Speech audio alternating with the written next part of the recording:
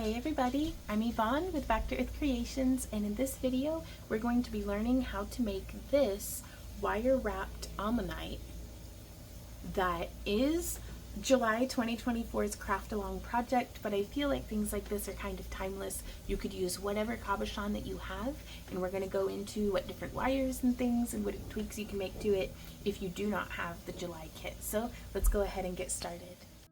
Alrighty, so I want to start by showing y'all what you can expect in July 2024's craft along kits to start with. And this is just like kind of an example. You won't be getting these specific cabochons. Each one's a little unique, and each of the ammonites, which are this month's variable, are a little unique as well.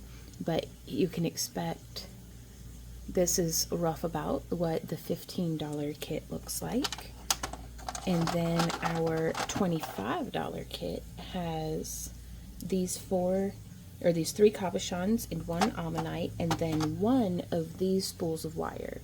It's kind of a grab bag this month of what color of wire you can expect, but it is 18 gauge. And y'all, the camera, I know I say this every month, but the camera does not do these justice. And if you're interested in our kits, we do have a monthly subscription, or we have where you can purchase just like kind of a one-off for if you just want the month of July, but you don't want to fool about with a subscription or anything. And so this is the $35 kit. So you get 5 cabochons as well as the ammonite, and then one of these spools. You can't really select the color, it's just whatever we have available. But it will be in the 18 gauge, and y'all look at that beautiful shimmer in this stone. And I wanted to do something like very deep sea, like the abyss. And then this is where we get into the $45 kit territory. Now these ones you will have both a spool of 28 gauge as well as a spool of 18 gauge in a similar selection of colors. So we have these two are the colors for this month for the 28 gauge, and then again one of the spools of the 18. But look at the banding in that one, and just the wonderful. We're taking suggestions on Instagram and YouTube and a couple other places for what to name this color blend, because that is a custom frit blend. We use 2 different tones of blue, so it has this really nice like depth to it.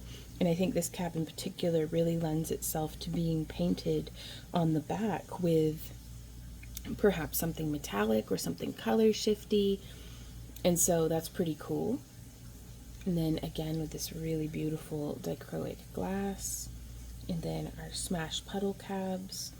And then we also have, which I think is the biggest bang for its buck, our $55 kit, where you will be getting the 15 yards of the 28 gauge and the 4 yards of the 18 gauge. But all of these cabs over here, I don't even know if I can fit them all in my hand, you guys.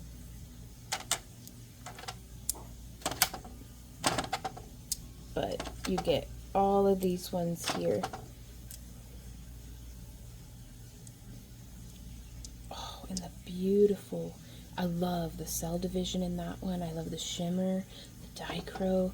There's enough here, and they're close enough sized as well, because I make these in a mold, that you could make earrings. More sisters than twins, but you get the idea. Oh, and I love that patterning in this one as well. Again, the camera's not doing great picking it up, but yeah, so these are what you can roughly expect in this month's kit. Let's get on to the project. So one of the first things that we're going to want to do here is to get the circumference of our ammonite, because that is this month's craft along project, is our ammonite. And now my inclination is to get the circumference directly up against the stone, but I want to give it like a centimeter more of space, because I would rather have just a little bit extra of wire to go around, as opposed to on our prototype piece that we had made in the live stream. I forgot to account for how much space between the core wire and the cab that there is because of the coiling. So the first thing we're doing is this coil, and each of the ammonites is unique, so each one's a little different of a size. So you can just use some scrap wire or some string or a tape measure and get an idea of how long our coil is going to need to be. And now I'm going to be using 18 gauge for the core and 28 gauge for the coiling. These are the wires that come with the $45 and $55 kit, but you could use whatever you have on hand. If you're following around along with me, you do not have to have the kit. You could use any, I would recommend at least an 18 gauge, a 16, or even a 14 gauge. For your core wires is pretty nice, or like a mixture of a bunch of them if you're building up a wire arsenal. And you could use anywhere from 24, 26, 28, or even 30 gauge wire to do your coiling. This one I used 26 gauge just because that's what I had on hand. But today we're going to be using the 28 gauge. It's a little easier on my fingers, and I really like the way that it looks, and I'd like to be able to see the difference between the two wires. So I want to give myself more wire necessarily than what I think I'll need. So I've pulled off about 14 inches of our 18 gauge wire.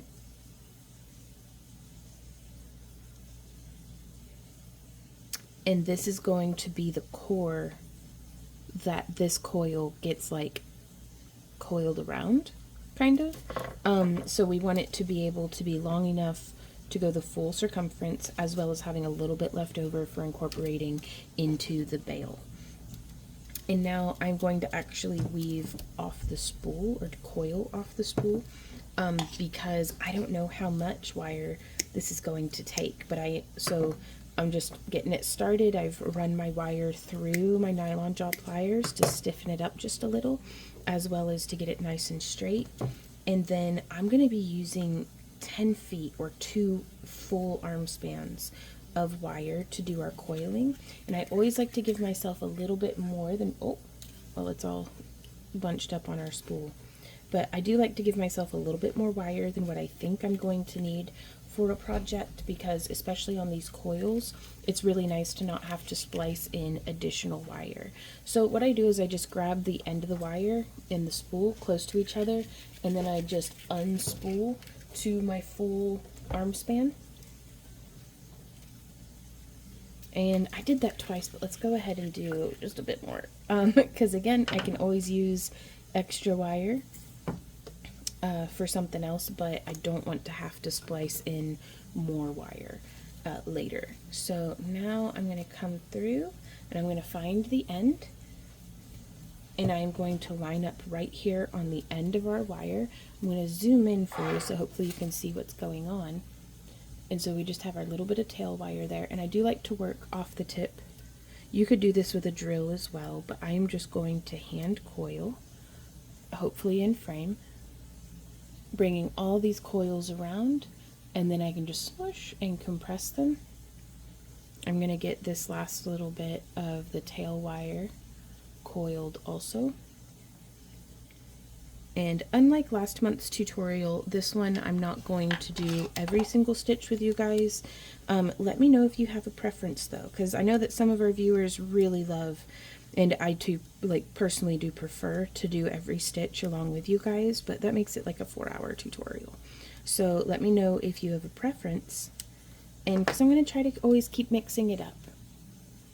And so there's our coil, and I'm just checking. You can see how right there's a little bit of pokiness poking out, and so I don't want to cinch it down too hard, but I don't want any little pokey bits. I still want to keep this where it will move pretty easily up and down our core wire. And I'm just going to coil, coil, coil, try to stay in frame. The closer I keep our coils together, the cleaner our work is going to look. And I just want to make sure that I'm not back coiling. Do you see how that's messy? And that's okay, but that's not what we're going for right now. And so just trying to keep everything stacked beside itself. And I'm going to do this until we have the full length of about 10 or 12 feet of wire coiled onto here, and I'll meet you guys back here for that. So as I coil, I try to keep the coils as close to each other as possible, just because again it does keep things tidy. And I like to scooch, compress everything together, and then I'll hold the core wire and pet my hands along the length of the wire that's been coiled, and that kind of helps scooch it down. And as we come to the end of our coiling wire, our thinner gauge, whichever gauge that you're using, I'm just gonna try to get everything tucked down like so. Whoop, dropping my wire, tucked down like so. And then that 12 feet of 26 gauge got us, let me measure and see. And I want to keep all of this as compressed together as I can, because it's going to naturally spread whenever we put it into the coiled coil. But this is, oh, let me grab a ruler. So it got us about 14 inches of coil. So now we're going to take this and we're going to coil it around our other wire. So you could use a bit of piano wire or any kind of stiff wire. This is one of the mandrels from my coiling gizmo. Links for all of that stuff will be down in the video description. But I'm going to give myself just a little bit of tail wire here to wrap around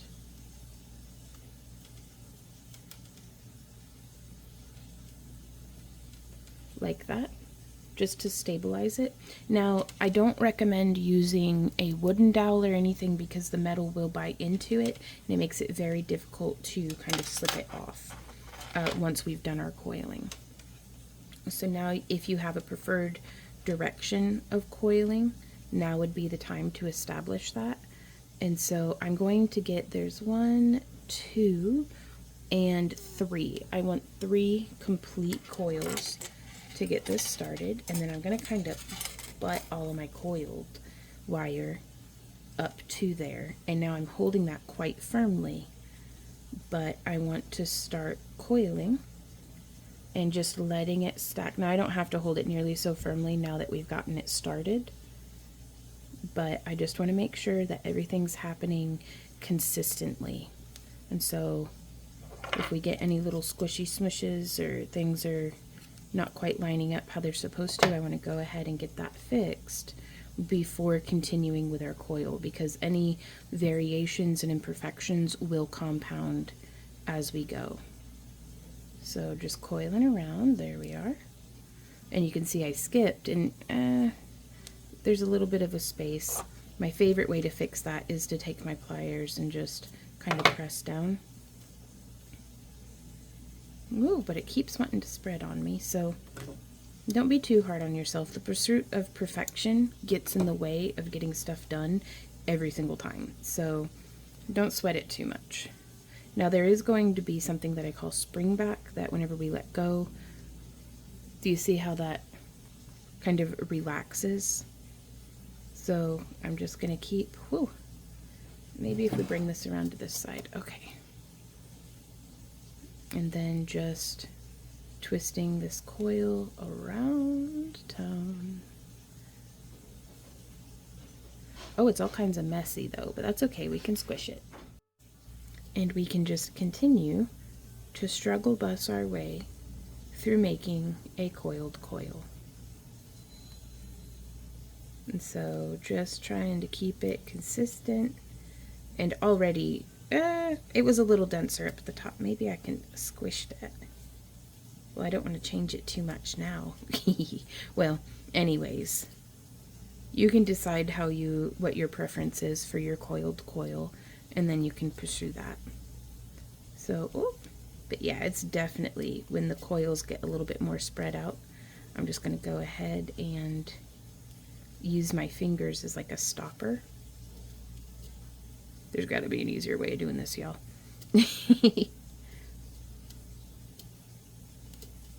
And then I'm just going to keep bringing that around.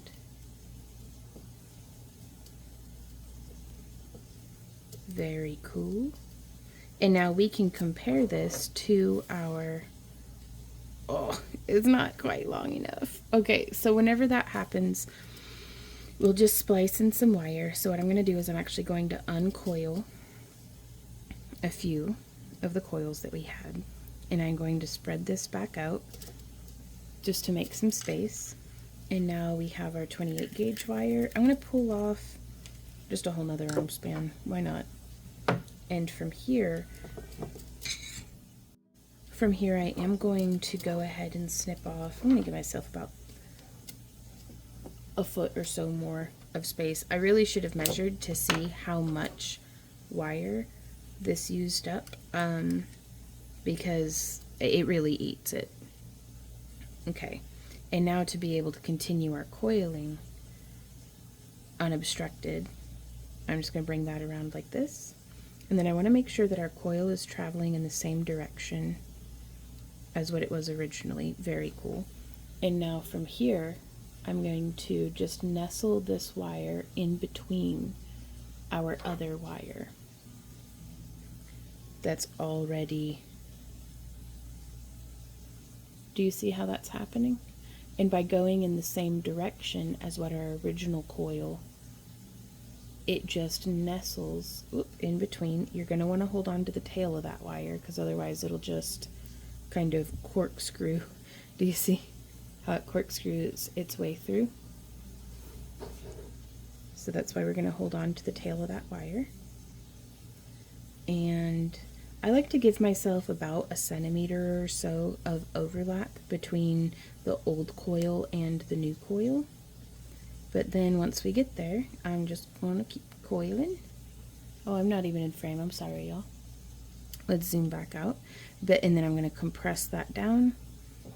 And I'm not going to trim this tail until I've gone like a ways, because otherwise it'll just uncoil itself. Having something to hold on to ground and stabilize it is really, really nice. And so now we get to play this game of coiling a bit and squishing a bit. And, you know, I bet this is far enough. I'm going to go ahead and snip that. And then smush it in with my bent nose pliers. Num num num. Just to make sure that there's no little pokey bits.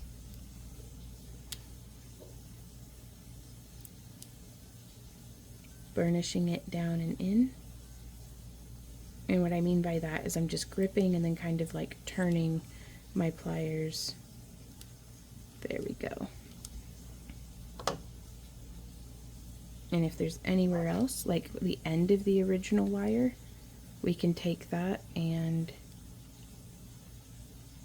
smush. There we go. And then let's do a few more coils just to test it. Perfect. You'll be able to feel in your fingertips, perhaps, if there's any shifting happening. So now from here, we're going to take this and we're just going to build a few more coils, because I only want to do this as far as what I need. And this is how I troubleshoot. So whenever folks are like, how do you know how much to use? It's like, well, I shoot, and if I missed, then I shoot again. And if I missed, then I shoot again. So yeah, you can see I need about almost 1 inch more. So I'm just going to keep doing that. And I will meet you guys back here when we have gotten to the end of where we're going. Okay, so I think we have gotten as far as what we need to. We could go a little more. We can always trim some off, but it gets tricky to add more wire in. So use your discretion. Now I do think I am going to go ahead and trim it. You have to make a decision somewhere, so we may as well make it here. And now from here, I'm just going to wrap, and then we've got 1, 2, and 3 wraps on this end as well. So now our ends match. And I'm going to come in. I like to just snip, and we're going to pull that off. And now links to all the different tools and materials that I am using are down in the video description. So snip and snip, just taking off that little end. So now from here we can take this, and I'm going to thread through our other 18 gauge wire that's going to be not just supporting this but also part of our bail.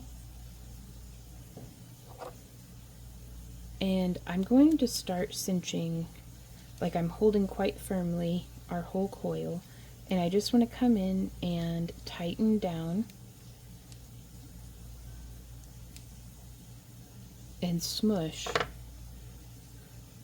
that so that it's holding the end of the wire, whereas this one is not holding. You can see there's a whole big gap there. So I'm going to take this and I'm just going to kind of hold in the jaw of my pliers and then twist down, and that just cinches it. Whoop. There we go. Oh, and I think that's just perfect, you guys. Now I don't want to leave this wire here because that will start bunching up over time. It's a good idea to keep our tools tidy if we can. Ooh, and now we get to test and see if this is a good length. So I'm just bringing this around town.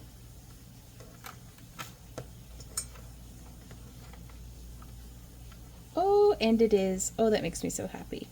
Now we have some options here on how we want to have our stone oriented. But yeah, just coming on around. We could do it like that. On this one over here, we made little spirals. If you can see that little spiral that's there on the inside, and joined our edges together like that. But I think I'm going to leave this one just as is. And I think I'm going to have it come to a point at the tip of our stone. So from here, I'm not going to join them yet because having these ends open is going to leave us options for doing more weaves and other interesting things. So I'm going to scooch some of these off to the side. Our next step, we get to make... Ooh, I kind of like the back of this one.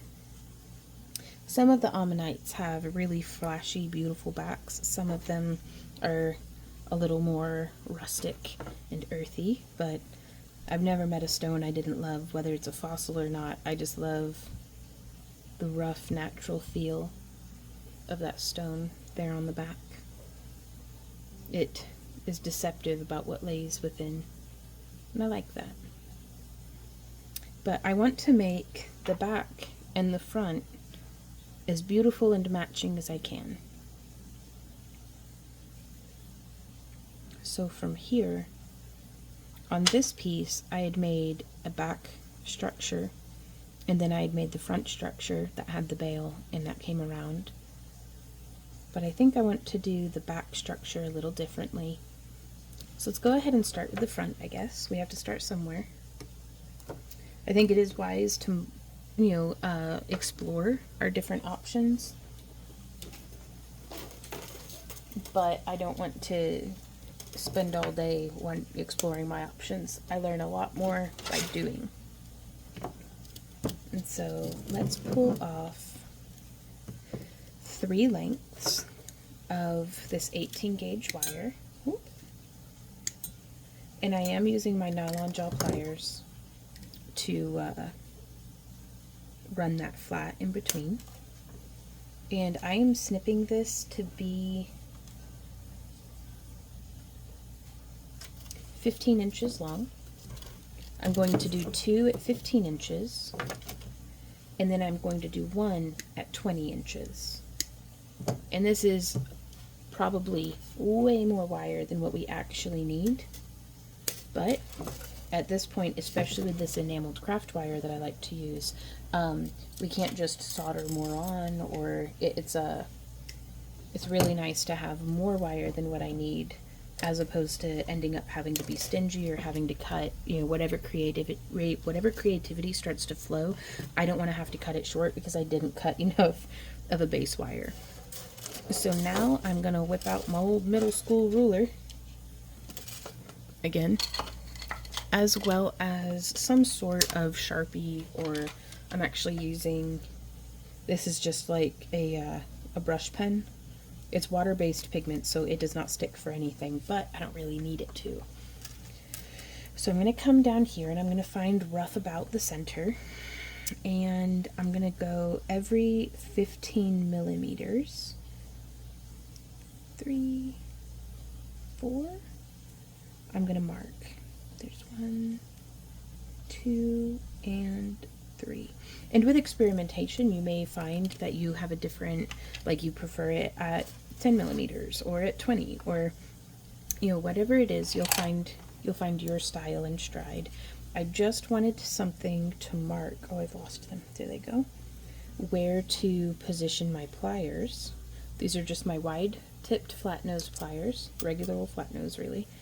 And I'm just going to do a little bit of a bend like that.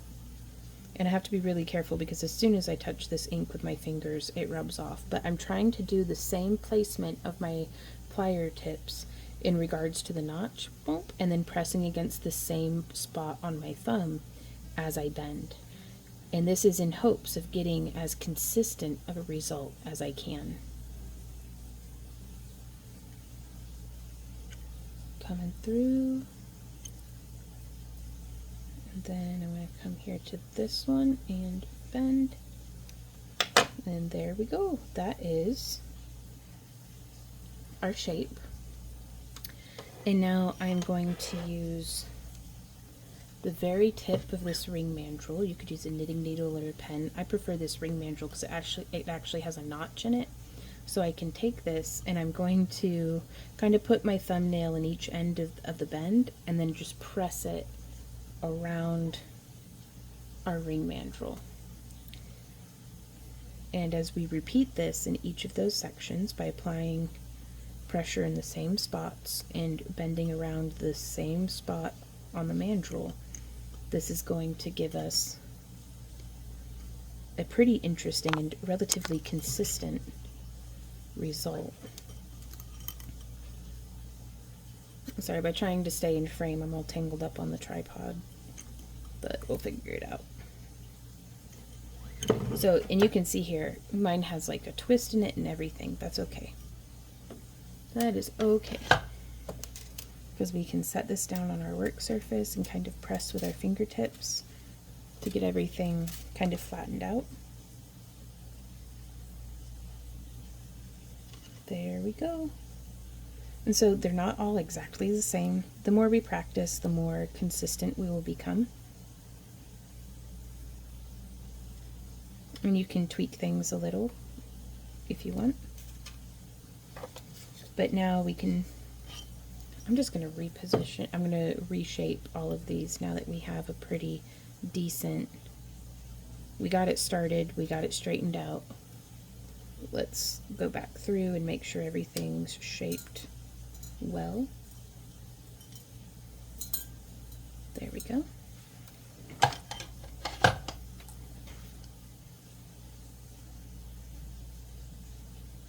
And you can see it even has a little bit of a curve to it. So now from here, let's take our 28 gauge wire, and I'm going to pull off a full, let's do 7 feet, 7 or 8 feet. Again, just because I do not want to have to splice wire in. And I'm finding the center of our wire by lining up the two ends roughly. It doesn't have to be perfect. And now here we are in the middle, and I am going to pick up one of our 18 gauge, and let's do 1, 2, 3, 4, 5, 6, 7, 8, 9, 10. Squish. Oh, I think maybe 30. So that's 11, 12, 13, 14, 15, 16, 17, 18, 19, 20, 21, 22, 23, 24, 25, 26, 27, 28, 29, 30. Now this number will change based on what gauge of wire that you're using. I only needed to use 25, but it also, I could have had things be a little more snug. So maybe let's start with 40. I can always take some off. So there's 1, 2, 3, 4, 5, 6, 7, 8, 9, 10. Okay, so 40 coils on that bit of wire, and I'm going to bring this down now to the center. And we're going to be a little off center here. Please pardon traffic noises. There's 1, 2 around both. And now we can place on, and I want to be wrapping just into the center. There's 1 and there's 2. And I don't want to pull too tight because I still want to be able to come back through and go 1 and 2. And then keeping our wires split so I can see where we're wanting to go. I'm going to go 1, 2, 3, 4, and 5. I like to keep everything nice and smushed pretty tight. Pardon me. And now I'm going to come through and I'm just going to shape these frame wires to where they match the curve more or less with what we've bent already. I've found that if I weave it all perfectly straight and then bend it up, it's great for domed cabochons. Do you see how that didn't want to lay flat? That worked out perfect. Whereas if I want it laying completely flat, I prefer to have it already bent some. It gives me a little bit of wiggle room. And y'all, it looks like 40 may do the trick. Yeah. Okay, so I'm going to flip my work, move this wire off to the side so it's out of our way. And now I'm going to come up here and I'm going to position the ends of our wire so that it's a little bit more, I'll be able to cleanly wrap. So I'm going to go, there's 1 and there's 2 around our 2 core wires, and then I'm going to go 1 and then 2 around all 3. Now we're going to come back down and in around just the 2. There's 1, 2, smushing, and now I want to do 40 off to the side here. So there's 1, yeah, and then we just compress that together and the spacing looks great because I wanted to hit more or less the center of each of these little humps. So that was 1, 2, 3, 4, 5, 6, 7, 8, 9, and through the magic of editing, 10. We'll meet you here for 40. So there we have our 40 coils around our outermost edge. And now I'm going to go, there's once and twice around those 2. And now I'm going to go once and twice around all 3. Once and twice around the 2. And then 1, 2, 3, 4, and 5. I stop on 5 because that way I'm consistent and I can be like, how many is that? I bet it's 5 because I stop at 5. And then I'll know I only need to add like 35 more. But I'm going to continue doing this until we have, I'm just going to get us to where the same spot on the other side because I don't know how much more I need this curved and I don't know how much material I'm going to need woven to get it to set the way that I would like for it to over our piece here. So through the magic of editing again. Okay, so before I do our last segment, because I don't know if I'm gonna need it or not, I'm going to go ahead and start shaping this around our stone. And it's face down right now, but I'm just going to take it and start shaping by pressing and getting tangled on everything on my work surface. you know, it is the way. Oh boy, I really do get all tangled up on everything, but... And it's an endless cycle. I'll be like, oh, I need more workspace. So I'll, you know, use... This is the biggest desk I have. And I just make bigger messes on it. So I was tidier, I think, back when I was doing all of my wire wrapping on a freaking... one of those, like, TV tray tables. But it worked. And if it works, it works.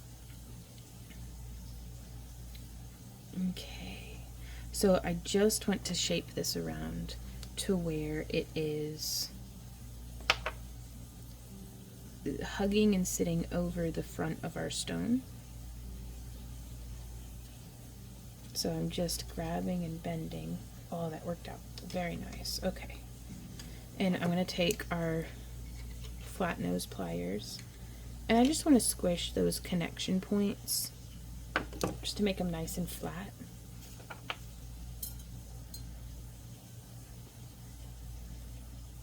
Okay, so it does look like I can totally get away with doing another segment there. So now I'm gonna open that up just a smidge. We've got our 5 coils. That's where the benefit of being consistent in how I bind off my wire helps me to not have to count. So there's 6, 7, 8, 9, 10, 11, 12, 13, 14, 15, 16, 17, 18, 19, 20, smush, 21, 22, 23, this is what I had left out, 24, 25, through the magic of editing, 26, 27, 28, 29, 30, 31, 32, 33, 34, 35, yeah, we go ahead and do 40, 36, 37, 38, 39, and 40. There we go. Give it the old squishy smush to keep everything nice and condensed. And then going 2 around 2 of our wires. And now 3, or 2 around 3, rather. 2. And then just around these 2 again. There's 1, 2, and binding off with those 5. So there's 1, 2, 3, 4, and 5.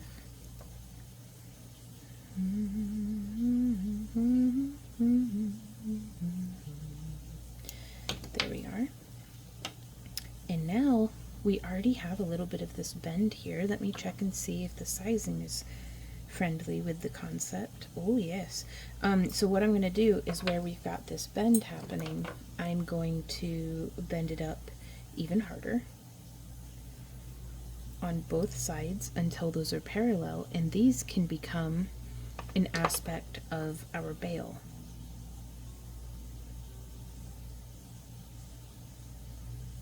One of many, I am sure. And so I need to get these a little untangled so that they can be next to each other. There we go.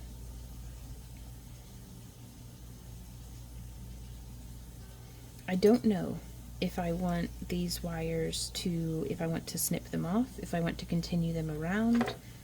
I'm not entirely certain just yet, but we don't have to make any decisions about that just yet either.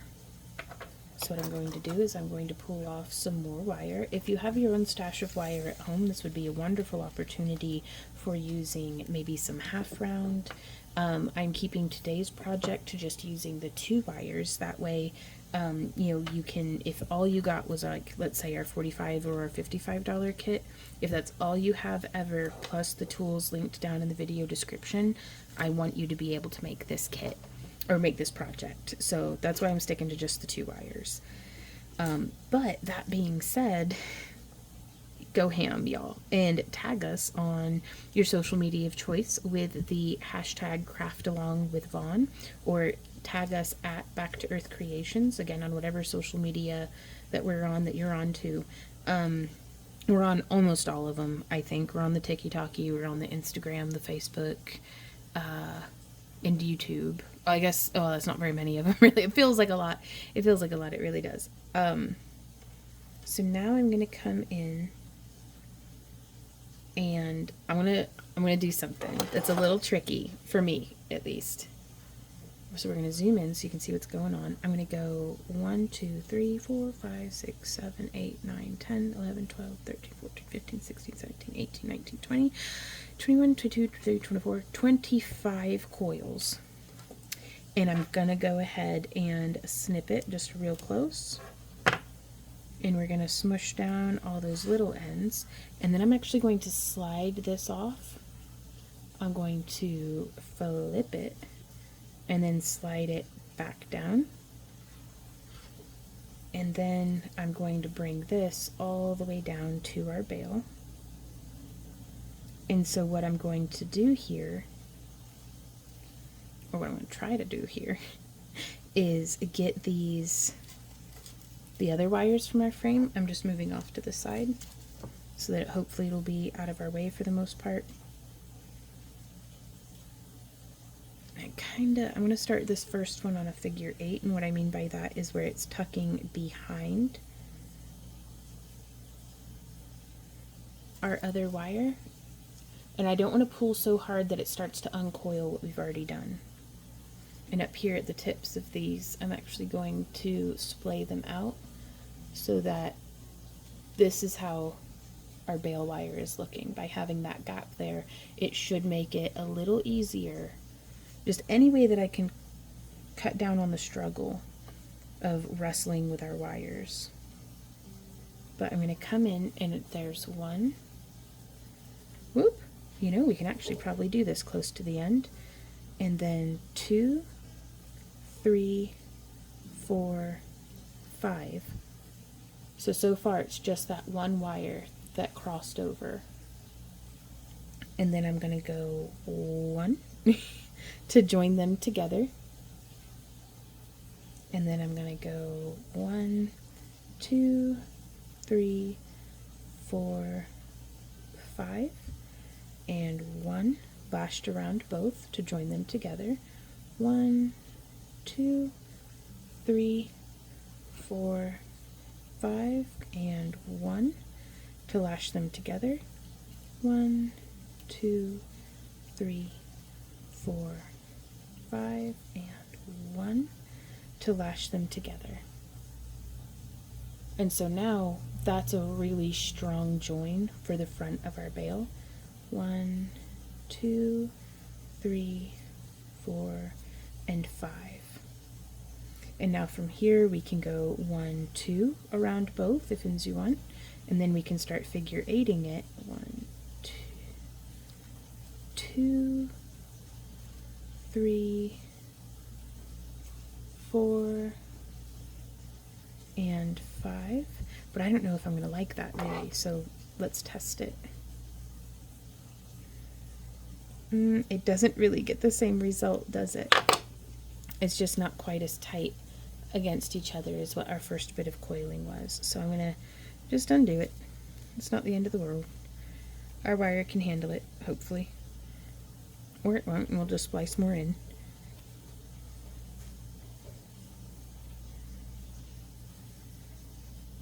So I think from here, what's a way that we could do it? We could go 1, 2, and then 1, 2. That makes a pretty nice tight little weave. 1, 2, 1, 2, squeeze. So an option that we could do is if you just coil however much you want your bail to be initially, and then we follow up the whole other side to splice that together. I think that's actually going to be my favorite way. So through the magic of editing, we're going to get to that stage. So to go over what we had done, I've coiled 100 coils, slid it off, and now I'm sliding it back on so that what we've wrapped is traveling to the left instead of from left to right. I'm going to make sure that end is good. And now we can still work with this right here. So I'm going to do a figure 8 on the very first, and that's just to establish tension. I think a figure 8 stitch does a much better job at getting things nice and snug next to each other without it being so tight that I can't fit my work in. So there's 1, 2, 3, 4, and 5. And then I'm just going to do that single lash across. 1, 2, 3, 4, and 5. Single lash across. 1, 2, 3, 4, 5. Give it a bit of a squishy smush just to make sure everything's nice and snug. Single lash across. 1, 2, 3, 4, 5. Single lash across. And now we will continue this until our bale has reached its full length. 4 and 5, lash across. 1, 2, 3, 4, and 5. Now for troubleshooting, that one I did a little wide, so now this side may not compress as well. It's not super important, but I try to be consistent. But yeah, I just try to be consistent, and if it's a little off, I'm not super worried about it, but that can kind of compound. And so the tidier we try to stay, the tidier our end results will be, but again, it's not the end of the world. So I'm going to get these next couple of stitches stitched on there, and we can actually, there's 3, 4, and 5. Before I go too much farther, I do want to make sure that I can get this kind of shimmied down. Oh boy, oh, I'm glad I stopped when I did. Whoop. So I can just grab our pliers and pull that wire through. So this may be a good reason to not start this up so high, even though it's easier to weave off the tips of our wire. Oh, it's tricky trying to get it slid down. So what I'm going to do is I'm just going to slide down a bit on one side and then slide down the other wire. So learn from my mistake, y'all. This is not a mistake that we can't overcome, but it's something that I definitely would rather not have to do this, just because it is stressing the wire. It's hard on my hands, and it definitely seems like this side is the harder, the one that we're actively doing a weave on. There we go. Is trickier to get slid through. So I am glad I stopped when I did, or I'd have been having just a bunch of trouble. And now, ooh, but see, it's kind of wonky. That's all right. That's okay. And so there we are. And now let's make sure our wires aren't getting crossed. So there's 5, and then whoop, going around both. Giving it a little bit of a splay in the wire. There's 1, 2, 3, 4, and 5. So it's not too hard to do the wrapping with it moved down into its final position. 4 and 5. Squish, bringing it around. 1, 2, 3, 4, and 5.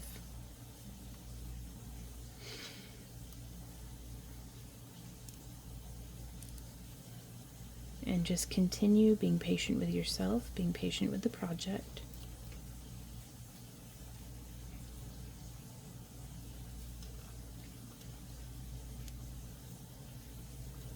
There's 1, 2, 3, 4, and 5. There's a little bit of a bend in my wire, so I'm just straightening that out before getting the weaving over it. 1, 2, 3, whoops, bumping the tripod, my bad. 4 and 5.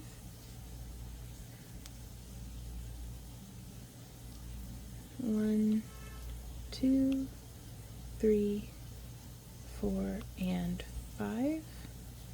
So it looks like we may get 2 more repetitions out of this. And again, I don't think I'm going to trim my excess wire off just yet. 2, 3, 4, and 5. I think that's going to be my last one, so that I can now go 1, 2, 3, 4, 5, 6, 7, 8, 9, and 10. In this way, if I were to decide to go ahead and trim off my wire from here, that's 10 solid wraps. I think that'll do a really good job, and I'm very pleased that we were able to maintain our tension down here at the tip of where these wires come together.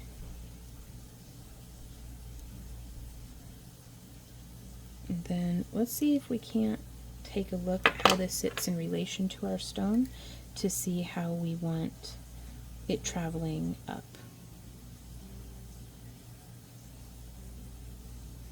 Yeah, so I think I'd like the cross here at the top to be happening. I just want there to establish a center line in our stone. And so there, I'm very pleased with that. And now we're going to make something very similar for on the back side, because this is going to end up getting all sandwiched together. We're making a little cabochon sandwich, and I think that's going to be awesome. So we're going to repeat the same steps that what we did before starting the bail. We're going to repeat those same steps for on the back. So I will meet you there. So I've woven this much of the back segment with that same 40 coils, 2 around 2, 2 around 3, 2 around 2, 40 coils. And I'm using I had started with about 7 feet of our coiling wire, or weaving wire. And so now I would like to take this, and I'm going to, with our Ammonite or cabochon, whatever you're using, face down on our flat work surface, I am going to start shaping this around.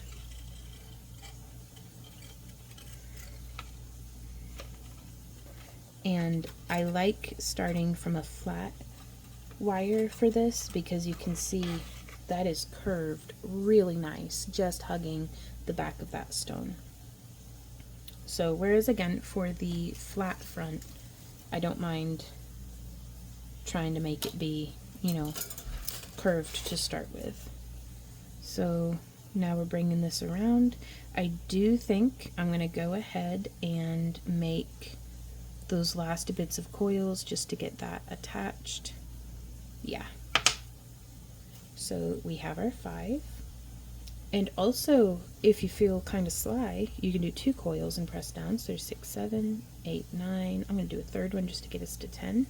Because whenever I pull and press, let's go 1, 2, 3, 4, 5. So this will bring us up to 15, but I'm pulling from back here as well as pressing and turning, and that maintains the tension. I don't feel like I can get away with that with thicker wires. 4, 5, so I think that is 20. And by thicker I mean like 26, or certainly not with the 24 gauge. Oh, and I've lost counts. Let's see. I've got 1, 2, 3, 4, 5, 6, 7, 8, 9, and 10. Let's see if I can cinch this down. Yeah, you can see it's starting to get a little bumpy. But, whoop, and then I pulled and it jackknifed off to the side. That's okay, these things happen, but I wanted to show there's always pros and cons to kind of rushing. Sometimes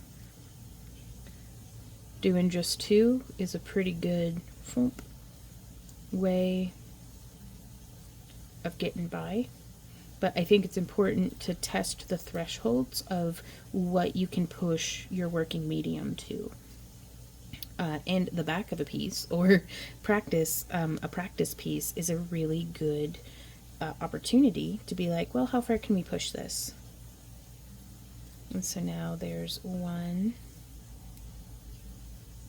and 2 around all 3.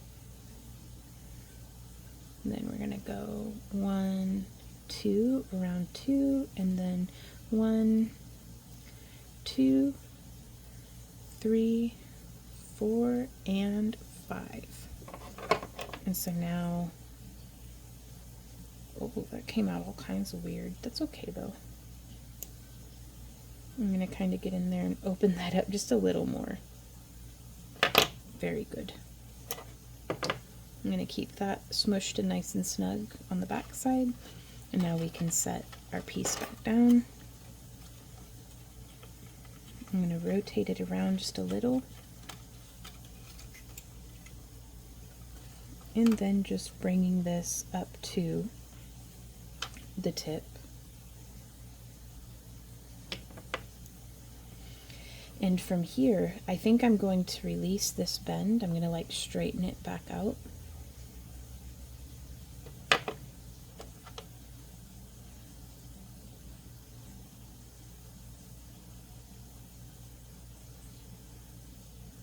And we have some options. Here on this side, I just kind of turned the coils in and like bound the ends off.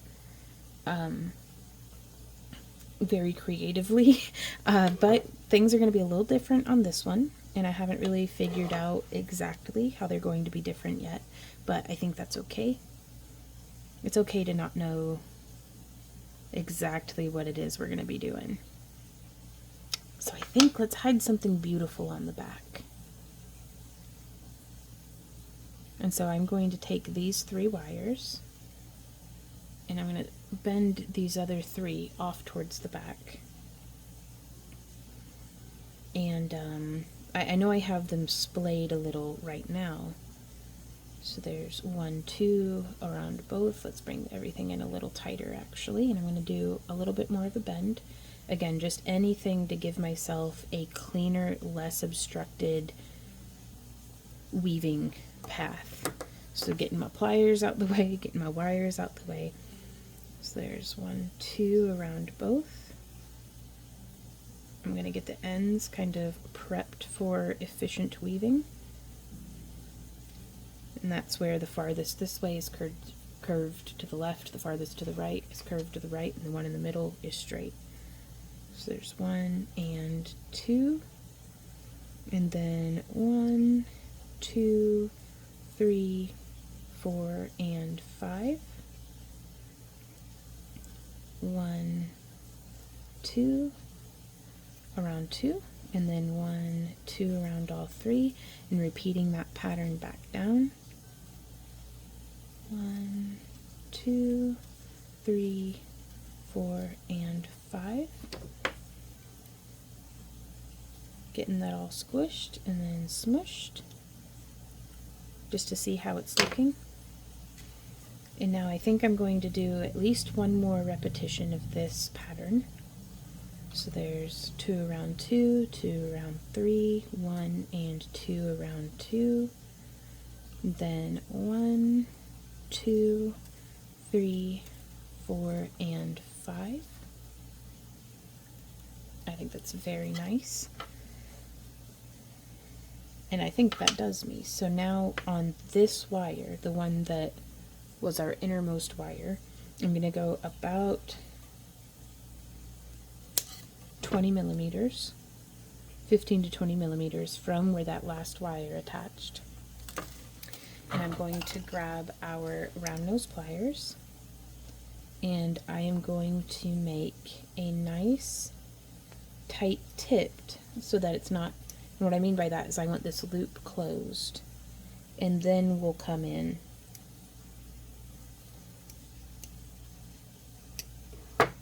just like that.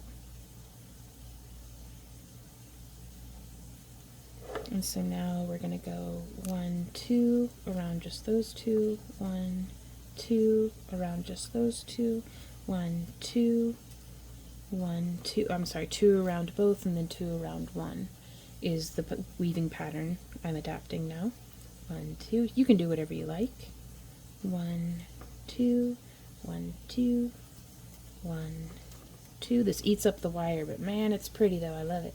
And so now I'm going to bring this around just a little, and I'm going to go 1, 2 around both, and then I'm going to go 1 and 2 around all three, and then 2 around both, 1, 2, and then 2 around just the one. So there's 1 and 2. Now I'm going to give that a smush. Looking good. We may bring this in just a little tighter. And I'm going to go 1, 2 around both, 1, 2, 1, 2 around both, 2 around 1, 1, 2, 1, 2. So now we've got 3 repetitions. There's 1, 2, and then 1, 2. And I'm hoping that this will just be a nice, clever way of binding off this end in a way that makes it kind of look like a mollusk eye or some sort of deep creature creepiness going on, which is like one of my favorite things. So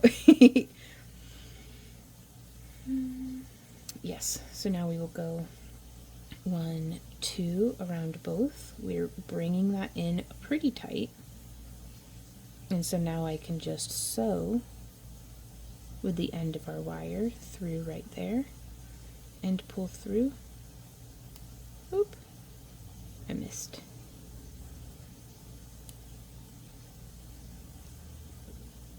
Well, and it looks like there's not quite enough space. We can make it work. There we go. So there's 1. And then I'm going to come through just wherever we can fit it. There's 2. Excellent. And then 1, 2. And then 1,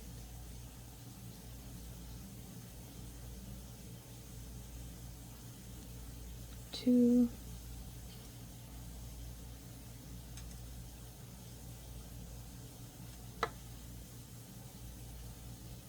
I think I'm just going to leave that. I'm going to start shaping this to fit right there.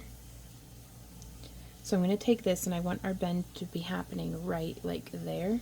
So I'm going to use my thumb. You could also use your pliers to start a little bit of a curve. And then I am just going to really tighten that down like so. Snip that curly cue. And then we can close that loop.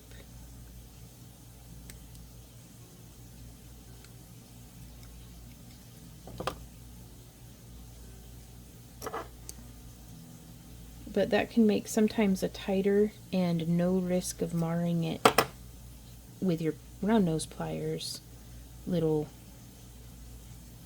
loop. 3, 4, 5, 6, 7. I'm just bringing it up, placing my thumb on it to keep it there, and then sliding down in between those wires. There's 7, 8, whoops, 9, and 10. I'm trying to get as far as I can with this wire. before moving on to the next step. And so now I'm going to stitch these two together. There's one and two, threading through that little loop there. Ooh, uh-oh, got a kink in our wire. That's okay, we just backtrack and open that up. And then, there we go.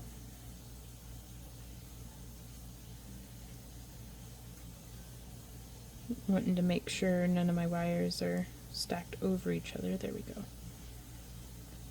And now we'll go 1, 2, 3, 4, and 5. I was really hoping we'd be able to make this stretch down to like here. But I just don't know if we're going to have enough wire. Let's see. Don't know till we try.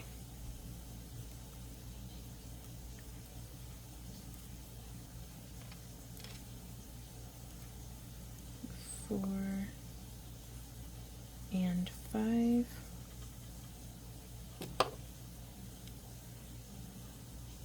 It gets harder for me to control where my wire's going if I don't have a good hand on it. Oh, we are so close. Okay. So I just want that nice and like kind of snugged in. Yeah, we could go ahead and just do a figure 8 here. But I'm going to try really hard to get it traveled over just a little more. Okay, that's close enough. I can start stitching this on. So there's 1. And I'd like to be able to do at least 2 stitches. 2.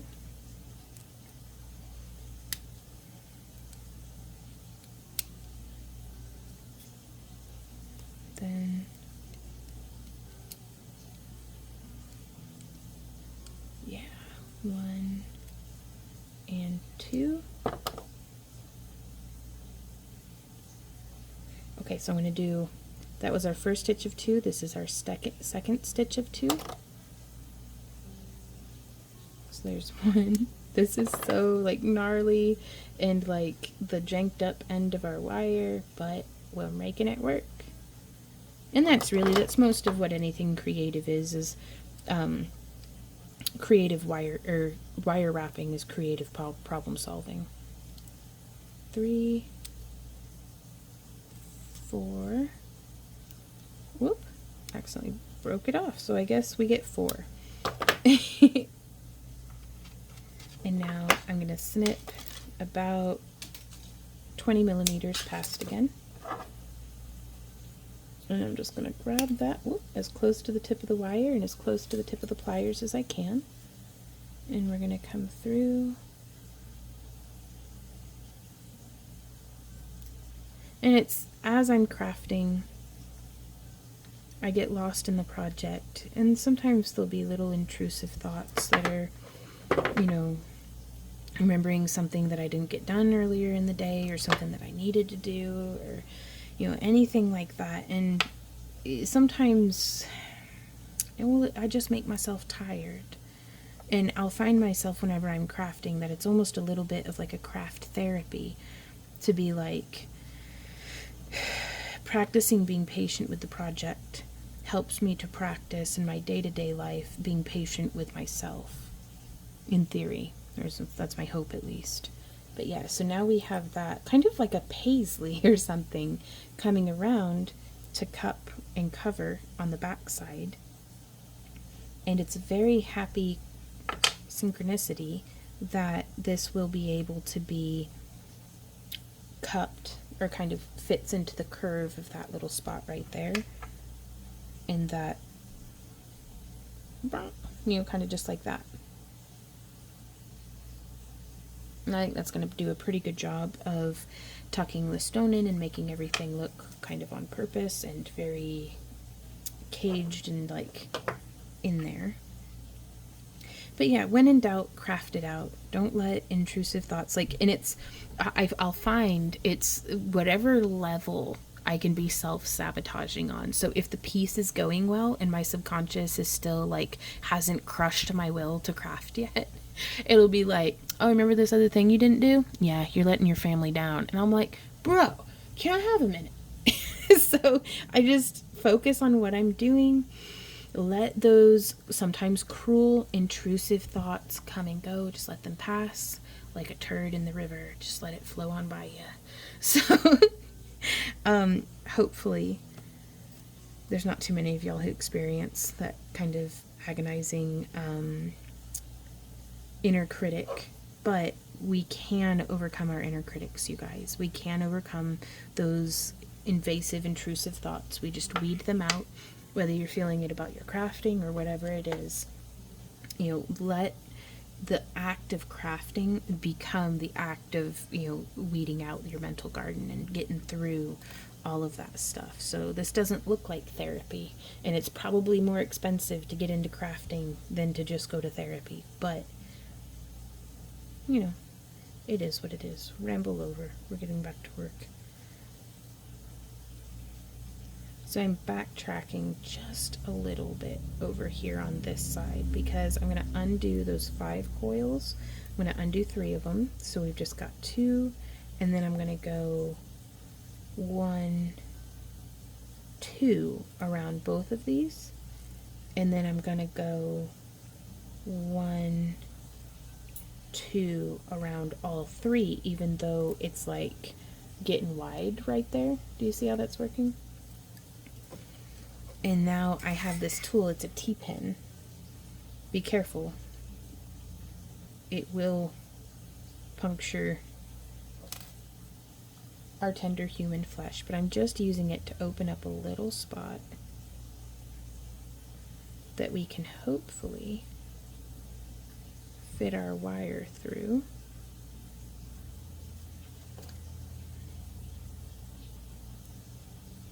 Let's do some super zoom on this.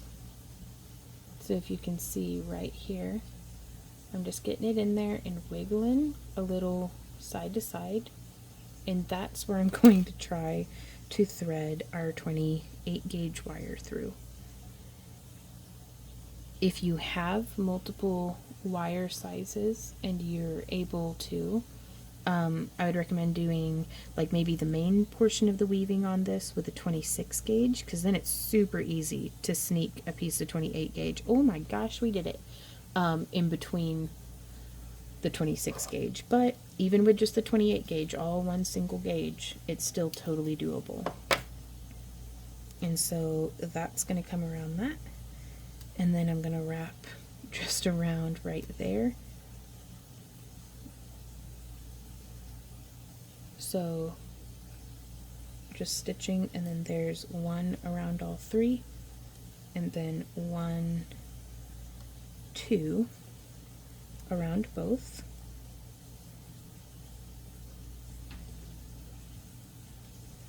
You see how that's kind of happening, and this isn't my cleanest work, but we can smush that in. We can try to identify why this stitch is poking up, and sometimes when that happens, all there is to be done about it is to just kind of squish it towards the back.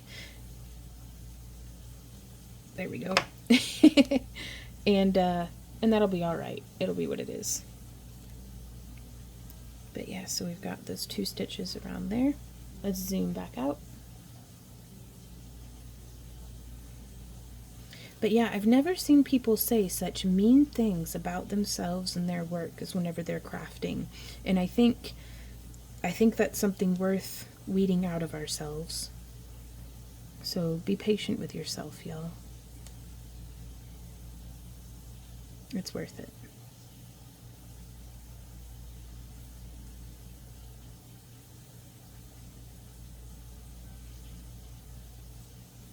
And so from here, I'm not entirely certain what I'm doing.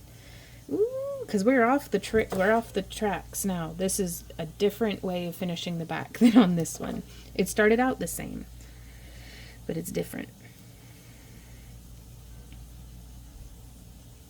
And so I wonder if I can get in here and go like this again. 1, 2.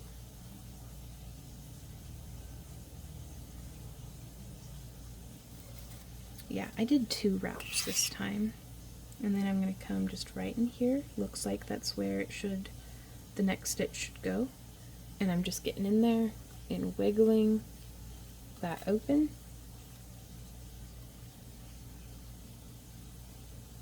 And a lot of this is, I'm going to set that Ammonite down, so it's one less thing in the way. A lot of this is just giving yourself the permission to be less than perfect, because really perfection is just the meeting of our own expectations anyways.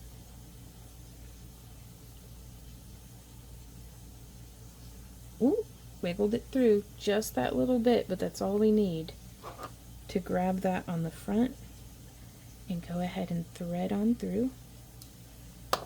And so now that gives us 2 stitches attaching this. And this is not the only point where these wires are going to be bound to each other. So there's 1, 2 around all 3 again. Then 1 and 2. And now I'm going to come off to this side and go 1, 2, 3, 4, and 5. Yeah, it got a little wild right there. It's all pokey-uppy. That's okay. We can just go smoosh. And whoop. Slippery pliers, but that's alright. Yeah. Ooh! So now, that would look cool on the front, too. You just do that on both sides. But now we have our back plate. And what I'm looking for in the sizing for this is for right here to be exposed around the sides. So whenever we're making our back, we want it small, large enough that it's a basket that our stone will rest in. And then I'm leaving this one long wire. And so now we get to start sandwiching this together. And I think what we're going to do is using this long wire, I need to bring this in. I'm going to grab right here and bend up. And I'm going to grab right here and I'm going to bend up. And I think, is this a little bit of scrap? Yes. We've got about 10 or 12 inches of scrap right here. And so I'm going to do that same thing we were doing earlier. 1, 2, 3, 4, 5, 6, 7, 8, 9, 10. Squish. So it's 11, 12, 13, 14. So rough about 15 or 16 stitches.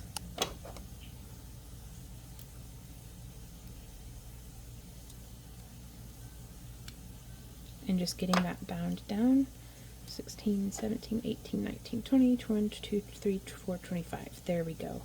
So 25 stitches, pulling it off the end, flipping it, and sliding it right back on. I'd be sure to use a gentle hand for that. That way I'm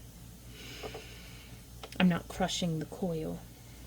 In this first stitch, I'm going to do just that little bit of a figure 8 to get that tension going. And we've got 1, 2, 3, 4, and 5, wrapping around both. Then 1, 2, 3, 4, and 5, wrapping around both. 1, 2, 3, 4, and 5, wrapping around both.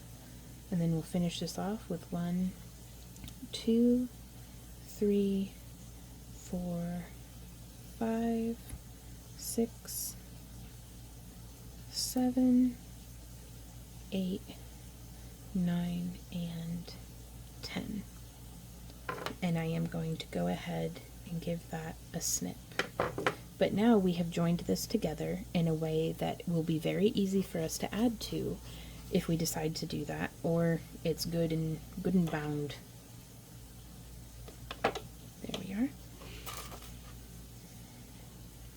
And so now we can take this piece and kind of nestle it just right on there, really. Before we get into this, I'd like to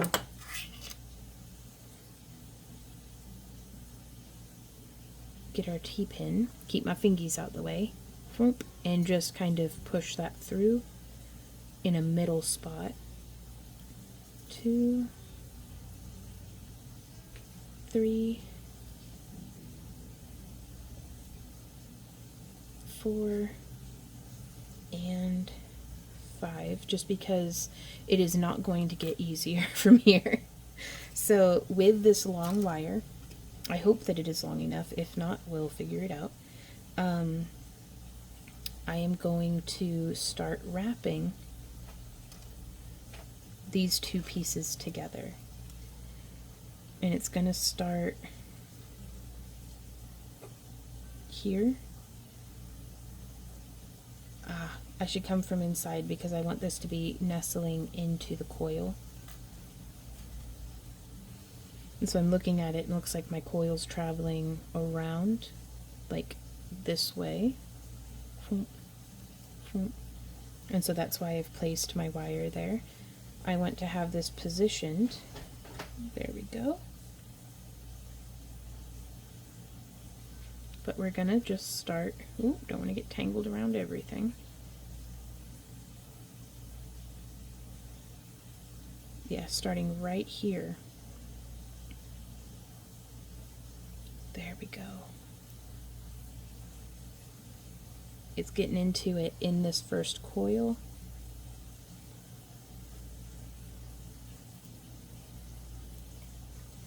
The second coil. Like, do you see how that's... I'm going to try to only look through the phone camera, that way we can see what's up. If your wire kinks, that's okay. You can make this work. And y'all, I should have said this much earlier in the video, but there is a simple version of this if you just want to wrap your Ammonite with one type of wire. We'll have that linked in the video description. And hopefully I'll go back and mention it soon. Like, I'll have put something earlier in the video through the magic of editing. So now I'm just sewing through this like little gap that's right here. Because as we travel around, I want to incorporate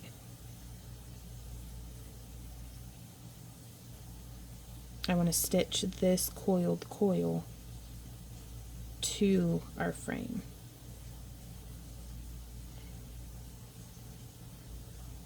There we go. And it's going to be kind of loose and weird at first. 2, 3. I'm going to try zooming in. This is always so risky for me because if I wander out of frame, that's it.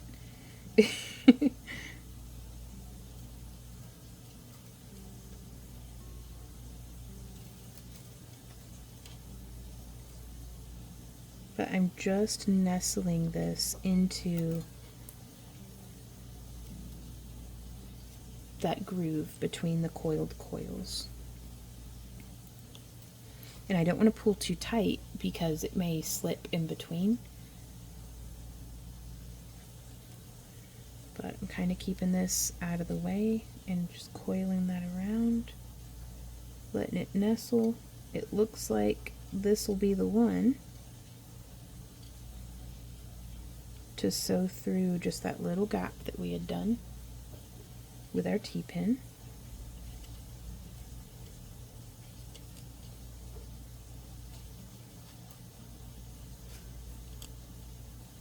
Now this is not the only way of accomplishing this, y'all.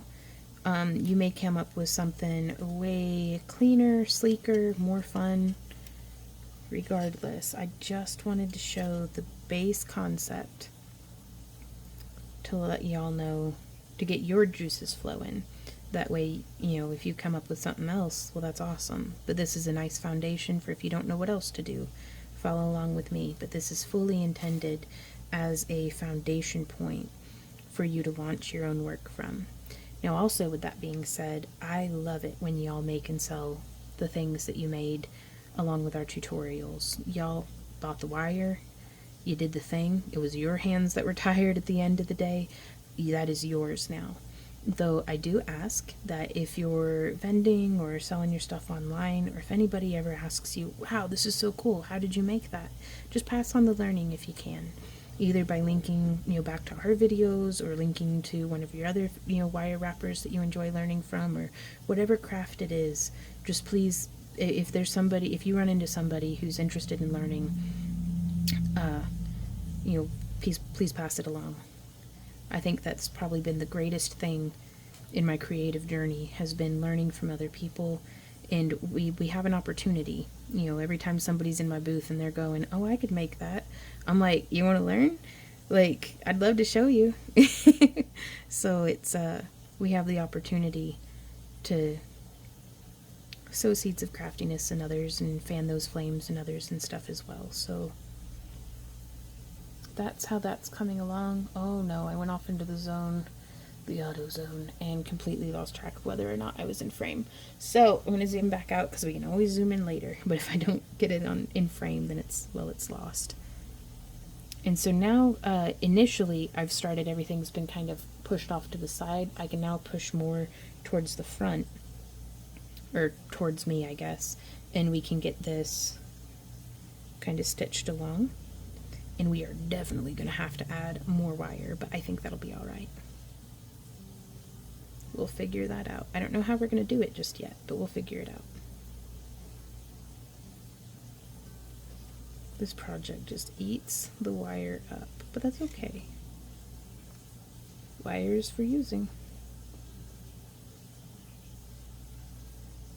So just sewing through, pulling that stitch, coming around, sewing through, pulling that stitch where we want it to land.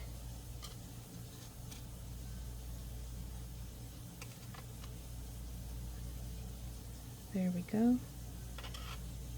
Coming around, sewing through, pulling that stitch, traveling around, sewing through, pulling that stitch. Again, making sure that it's landing where we want it to land. And I just think that looks so cool, y'all. And I think it's a very nice, discreet way of splicing the back onto the front. And it may seem like, oh my gosh, it's just such a thin wire, how can we rely on that?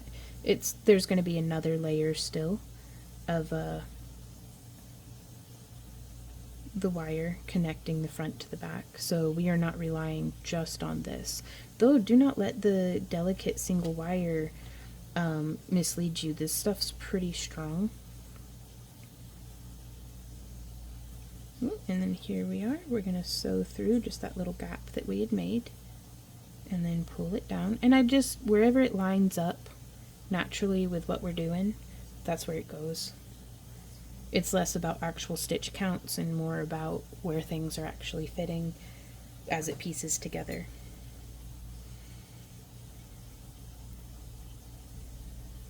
Because so many different factors are going to influence the size and shape and structure of your piece.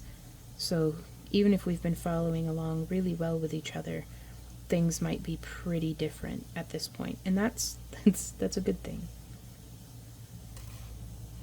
There's no right or wrong way to get this done. So, if you're crafting along and you're like, oh my gosh, this is terrible, it's like, well, why is it terrible? Is it because sometimes if it doesn't look the way that you wanted it to, I understand that can be upsetting, but it might be a perfect gift for someone else, because with our artist's eyes, we always see, sometimes I think, more flaws than what somebody who's seeing it, who didn't make it, sees. So don't let your artist's eye get in the way of seeing what's beautiful about what you've made. And anytime I make something that I'm just like, oh, I can't stand it, it's not at all like how I wanted it to be, etc., etc., I give it away as a gift. or put it up for sale.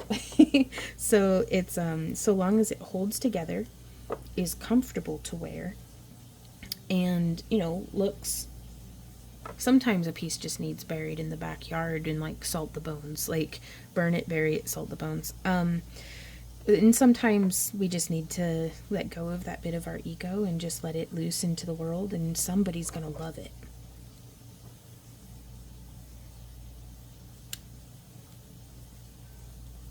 Okay, so now I'm just using my pliers to get this wrapped in just a little more. And this is actually a really great example of I pulled a little too tight, and so that wire is nestled farther back. And I'm just going to double up right here because our wire is so short now anyways. Where did that wire just go? There it is. So, nope, I'm going to scooch it over into the next one. That's fine.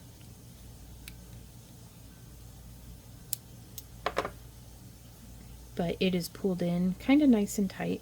Let's see, do I have another piece of scrap wire here on the table? Yeah, but you're not long enough.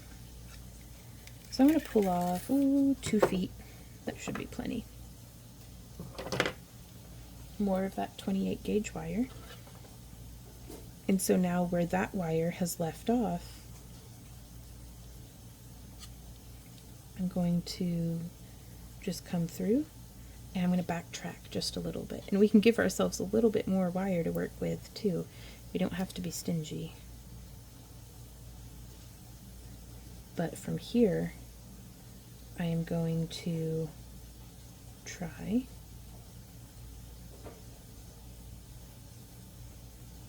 Oof, I'm not very good at weaving it from this direction, so what I'm going to do is I'm just going to move that on down to make it be, there we go. I'm going to pull that up that away. And now I'm going to continue weaving, just holding that with my hand, pretending like everything is normal and fine, and we're not splicing in wire.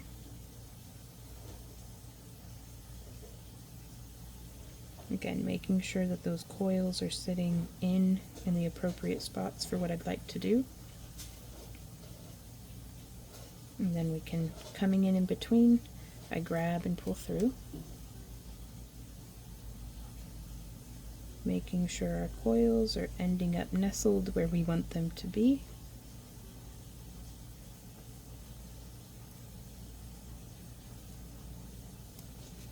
There we go.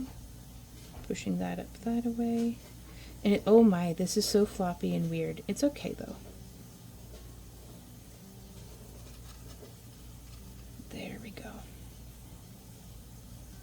So by pulling it in a little too tight initially on that first coil, like that first wire that we wove through, this bad boy, it gives us space to add in another little wire, and makes it much more, we can hide stuff there.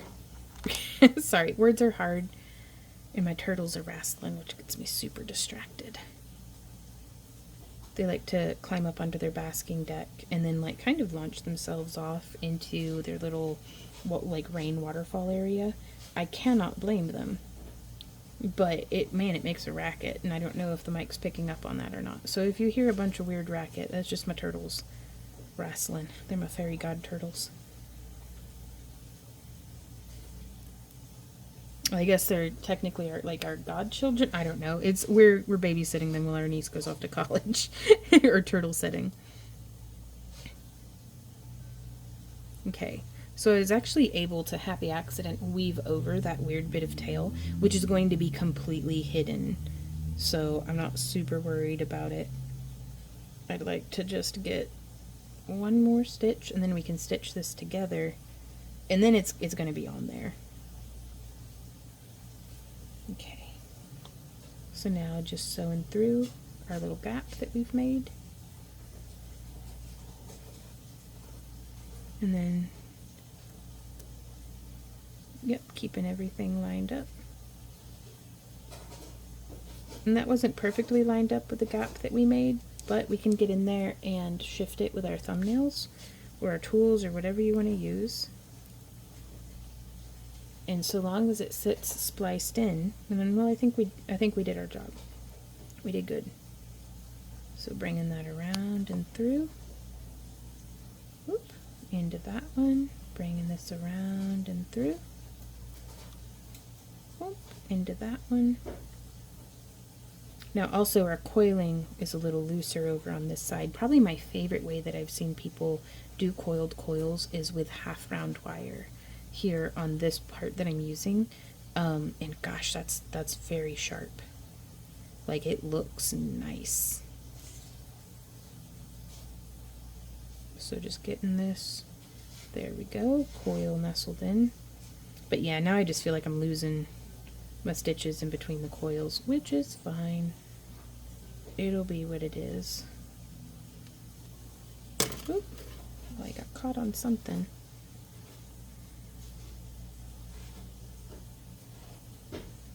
Then hook through there, pushing on through, hooking through there, pulling on through. It's very repetitive, but you'll get the hang of it.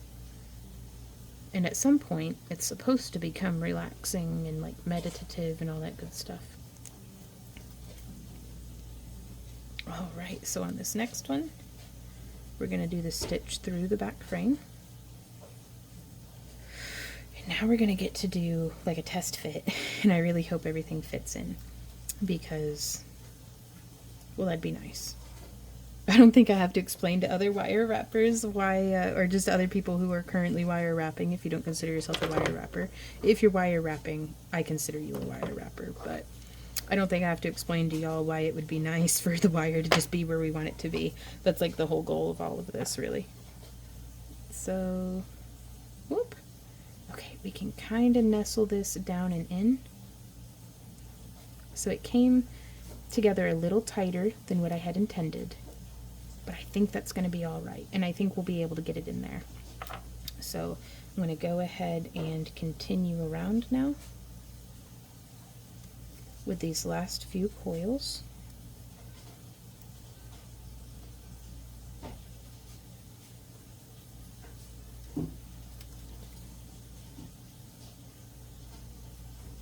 There we go.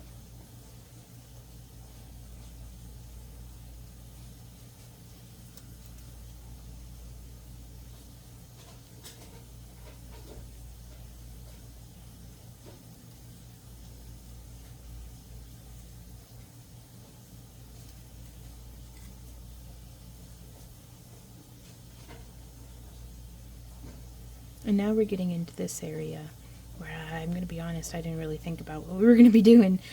So I guess I'm going to want to get in between here, in between those little weaves that we had done. And I'm going to just get my T-pin in and try to open up. Let's do 2 of the spots. Just trying to get them nice and open. And now I'm going to feed our wire through. Oh, it's much easier sewing it from this direction. Well, that's good to know. If you can see where you're putting the wire, it's a little easier. So just feeding that through. Getting that nestled into our coil. Coming around, feeding through.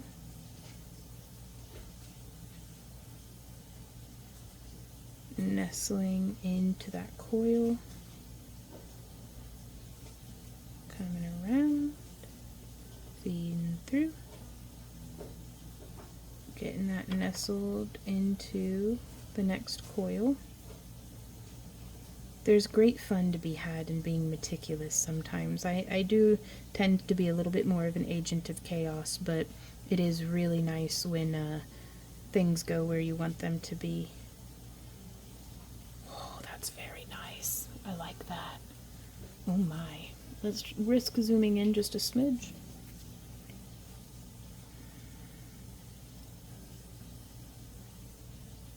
And then let's open that back up with the T-pin real quick. Because technically, since all of this is 28 gauge, there should be enough room in between these wires for me to fit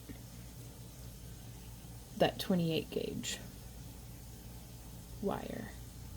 Wiggle, wiggle, wiggle. Oh yeah, wiggle, wiggle. Where'd it? Something. There it goes. Oh, it's so nice to have some pliers to get in there and grab it. When it's just wee bitty like that. Just a little bit of wire. Okay. Nestling that down. Oh my goodness. Alright, we have done the back. And now I'm going to insert our stone. Yes. And that kind of just makes everything sit kind of nice. Well, heck, we almost don't even need that front plate too much. We could just do it like this. And that's always an option, but that's not what we set out to do. So I'm going to bring this forward just a smidge to where it's sitting flush with the setting.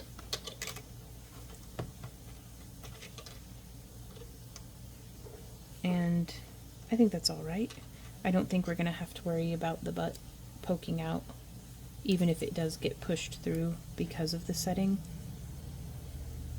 So if that's a concern of yours, I do think it'll be all right. And again, we have one more very crucial step ahead of us.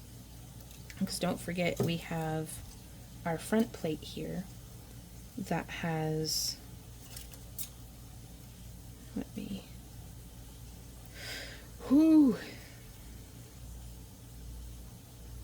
This is quite the project, y'all.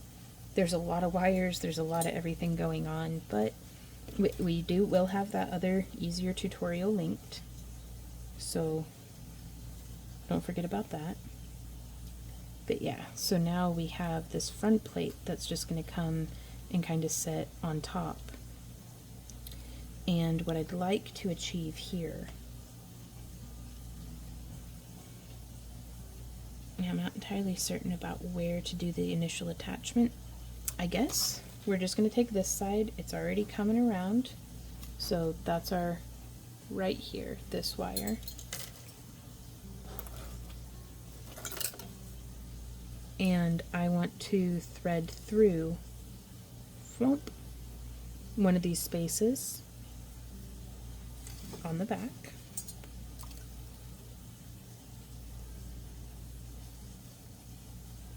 We're going to get our stone settled. We're going to get that into position, and then we're going to pull this through without kinking that wire. We're going to get it lined up with the center line of the rest of the bale. And from here, what are we going to do? We can stitch through kind of wherever we want.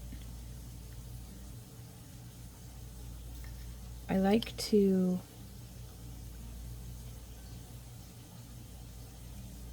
I think I'm going to bring that stitch through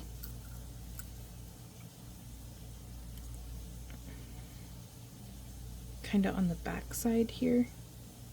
Oh y'all, there's so many wires everywhere. It's okay. Yeah. I'm going to bring this around. Do you see how that's crossing over? And in between these two wires, just trying to navigate this spider's web. Okay, no, I'm going to need to sew it through.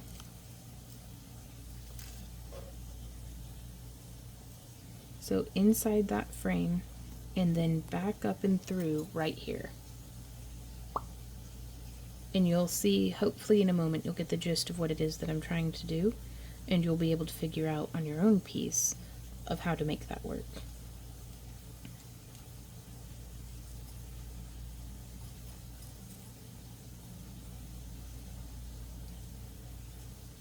Okay. So from here, I'm going to come back down and through on this side of the stone. And I want to sew through I'm coming in through here and I'm coming out through here. Do you see where our T-pin is traveling? So sometimes actually using the T-pin can line us up and maintain us a clear path. Whoop, or we can drop it in our lap and kind of stab ourselves in the tummy. That's okay. Excellent. We got that lined up. And now we're going to pull through. So here in the front, you can see how that stitches across those two stitches. Let me find, oof, right there. That little stitch. And now we're going to come through. And this goes by relatively quickly, so it's horrible. It's just like, except for whenever it works. We're just going to stitch through. And again, here in the back, it's just going to come down over that section.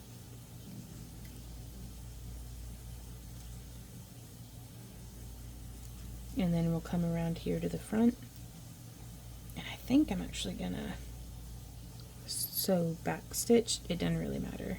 Like, I just want to get it to where it looks like whatever's happening internally, I just want it to come through the other side. So maybe we'll take this T-pin again and we'll establish a path through. There we go. And I'm going to hold it in place this time. I'm going to pull that a little snug. And I foresee this just getting more and more challenging, but I want to see if it's possible at this point.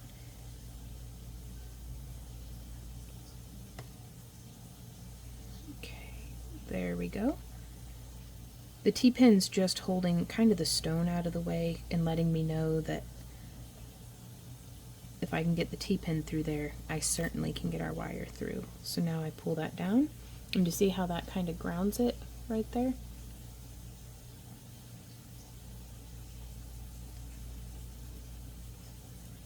And now we're going to come through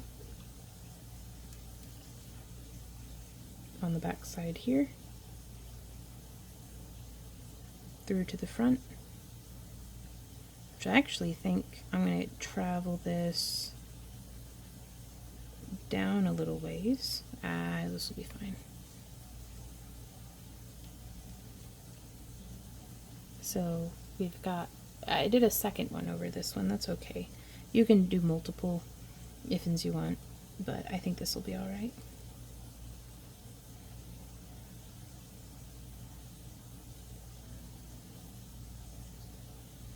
And so now I'm going to come down, sew on through,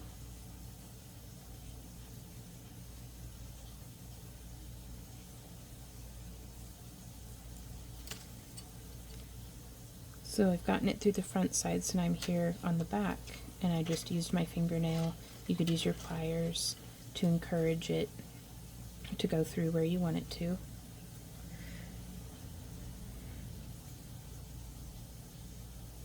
And then we can pull that down.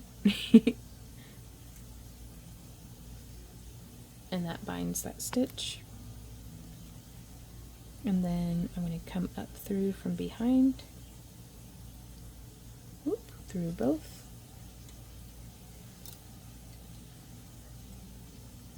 And pull that down. That stitch. There we go. Well, that brings us kind of down to 2, doesn't it?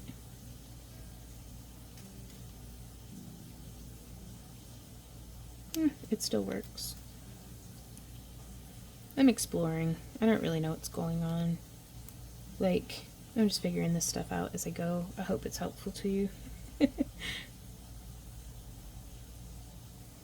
Feeding that through. Oof. And maybe we don't have to get it through both layers in one go. Maybe we can break it down into even smaller baby steps. Get all of this cray wire off to the other side.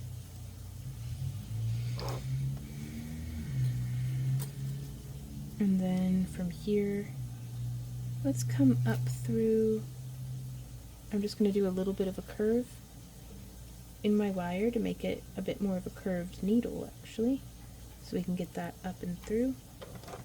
And then grab and pull. I'm going to kind of skip this section because I think if I can back stitch it, I'll really like how that ends up looking. So I've come through forward, and now I'm going to come through right here,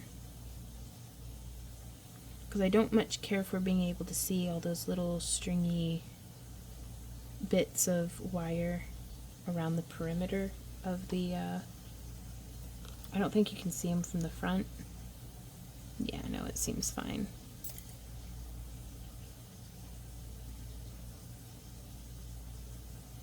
But just trying to, oh good golly.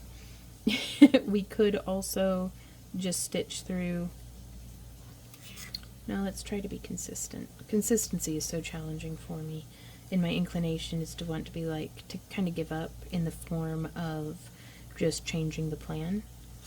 But oh, this is where the T-pin comes in handy. Okay. Oh, did I even go through the right spot? I did. Nice. So now we can sew through. Again, moving all those extra wires off to the side.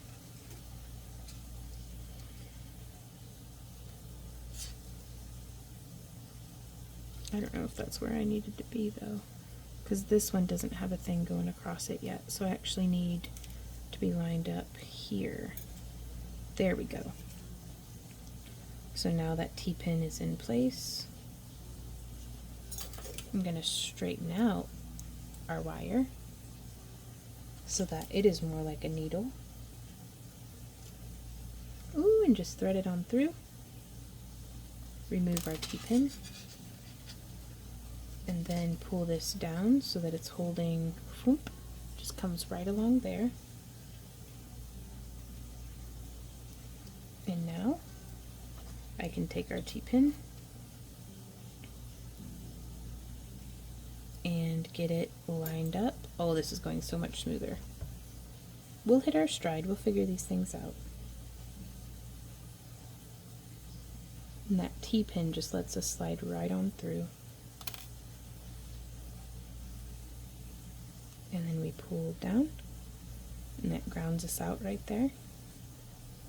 And then coming around, we're going to go through right here, T-pin on one side, through our spiral, or our coiled coil, past our stone. There we go.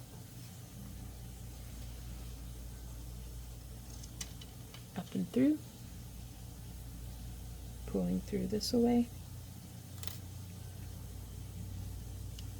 pulling down,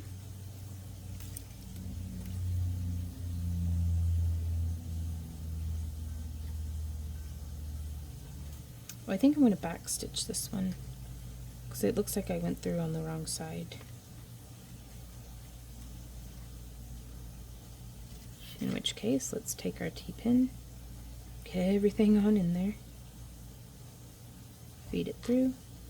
I don't think it'll hurt a bit to have multiple stitches in some spots. If it's super important to you to have the same number of stitches on every single one, you can go through and double up as you feel is necessary.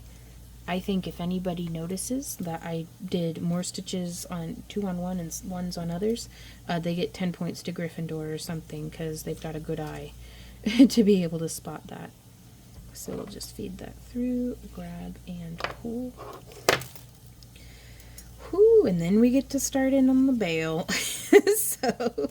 But I'm so glad to get to work through a large, complex project with y'all, because this stuff is so challenging for me, and I can only imagine I'm not the only one, who finds this sort of stuff challenging, and so maybe we can work through it together.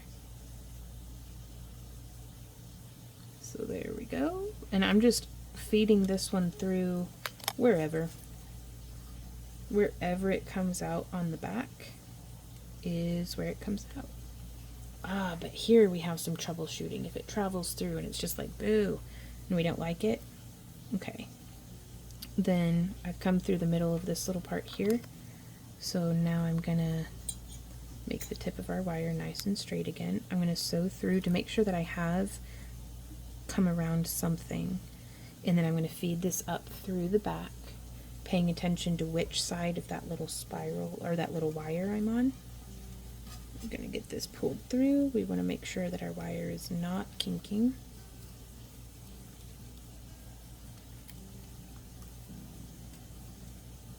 And now I'm going to come down on the opposite side of that thin wire. I just want to kind of hook around it, and I've exited out the back. Whoop, snagged every wire on the way. And then as we pull this through, this should hook around that wire and just, yep, pull it towards the back. And now it is much less obvious. And I am going to find whatever is closest to where my wire has exited.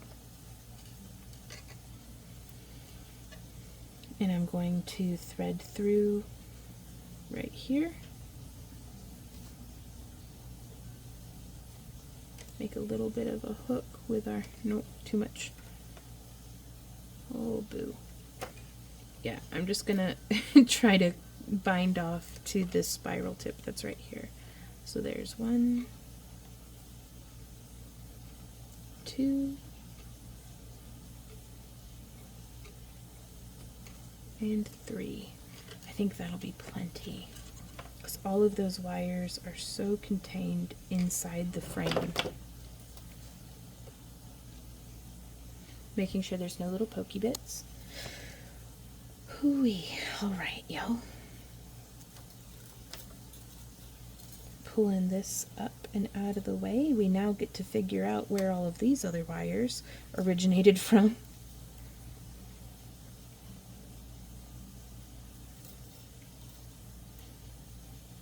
And so here we go. This one's attached to there. So I'm going to lift that wire kind of out a bit. I'm going to take this wire and do a right angle bend coming up. Ooh, that fit in really nice. And then I'm going to take this one coming in just a bit, and I'm going to bend it to bring that right angle coming up. And we'll see if those nestle in. Oh, that worked out so nicely. It typically does not work out that nicely for me, I'm just going to say. So there's that. And now we've got these 2 wires on this side that I'm going to try to disentangle. There we go. Nope, that one's from the wrong side. There we go.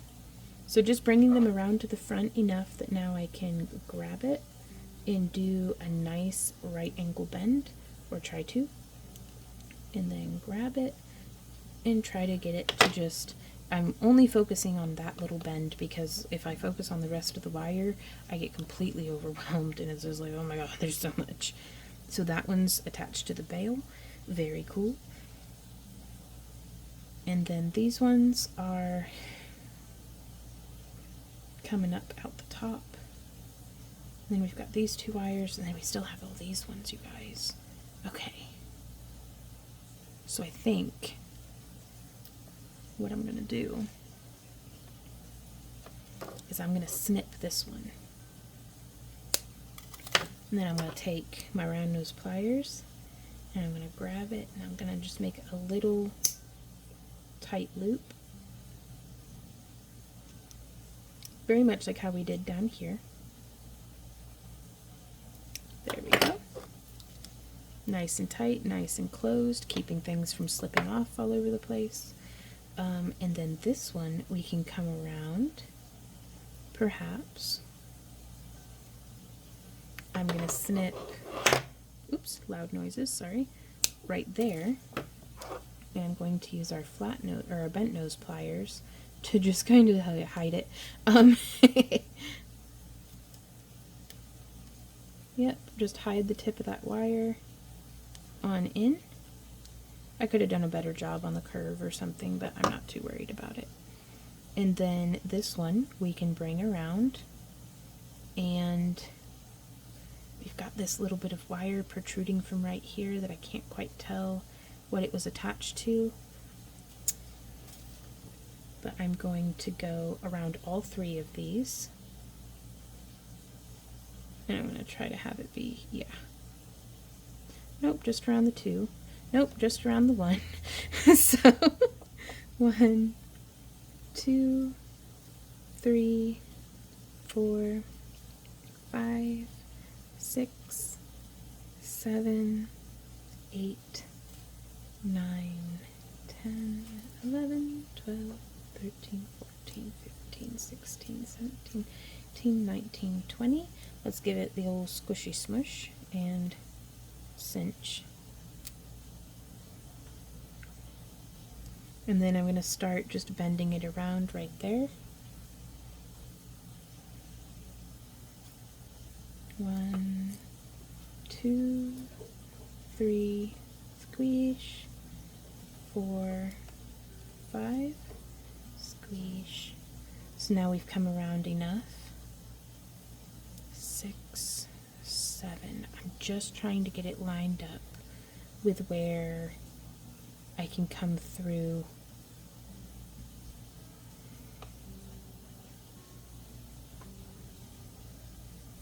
I was gonna try to, where'd that T-pin go? There it is. I was gonna try to get it in like right here. Opening that up just a smidge, just so we can stabilize it. Down and in. Ooh, it made it through, but now I can't get to it. That's okay. We've got it through. This would be a perfect instance to use one of those like super fine crochet hooks to see if we can get it through. Can I see it wiggle? Yes, just to make sure that I'm grabbing the right wire. We're getting in there, and woof. Did that work? I don't think that worked. Bah. Okay.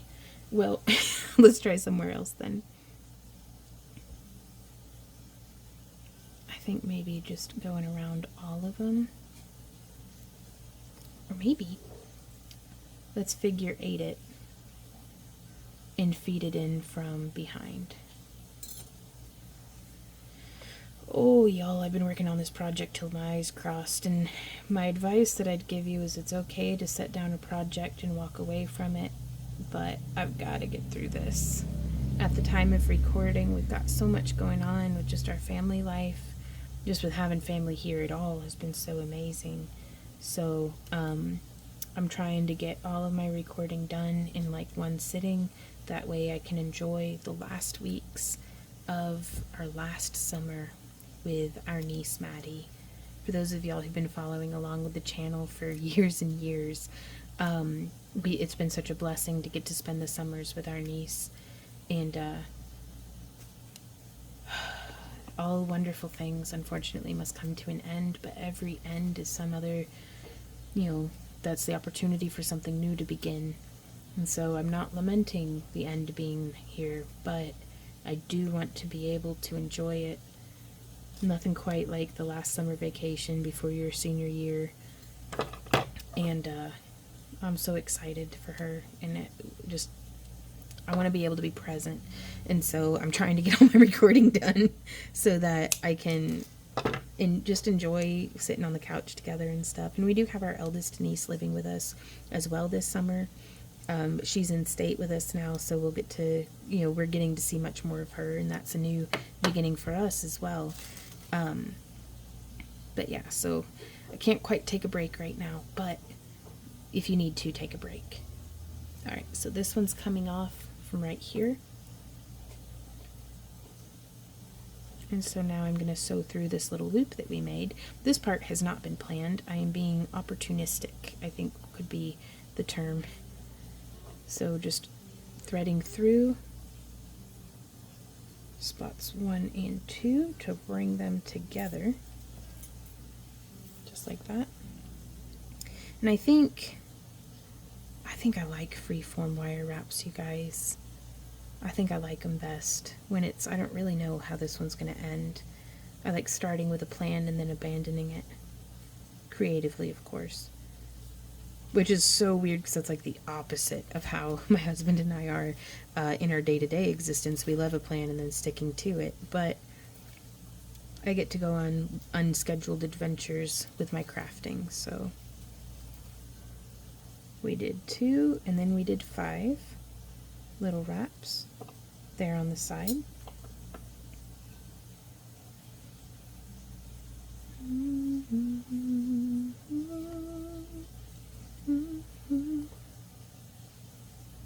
Yeah, now I'm going to bring that forward, I think. That way our little loose tail of wire will be snipped in between 2 other wires. It'll just be less likely to get snagged on something. And so now we can kind of do, I guess, just like either a standard or a basic, oh, there goes that T-pin again, our standard or a basic bail. We can fold these 2 sides off and fold those 2 sides off. And I think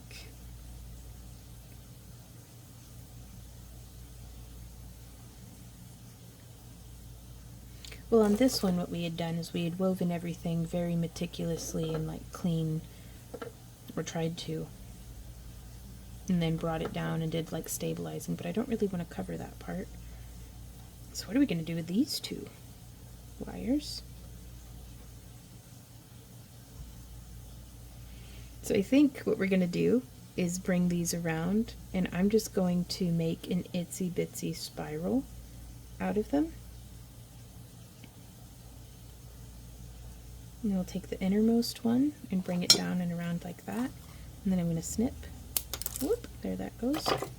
And then bring this one down and around.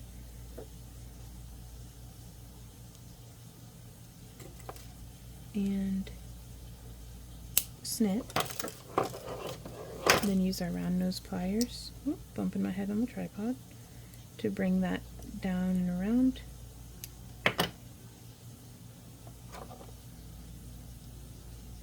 Going to kind of pinch that in just a little. That doesn't look like much, but that's going to get like eaten by the bail, I bet.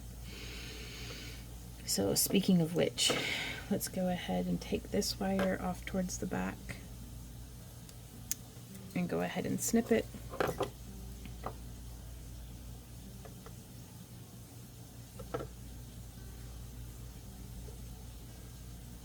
You could probably do a pretty cool braid.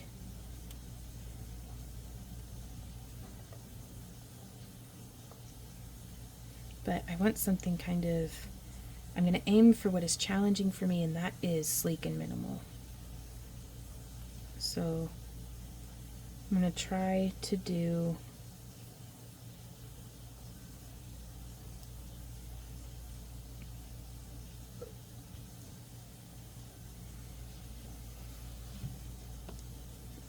I need to take a break and think about this. I will be back through the magic of editing. Alrighty, y'all. I think I figured out what it is that we're going to do, or at least what we're going to try. And I'm going to bend this wire back this way. And then I'm going to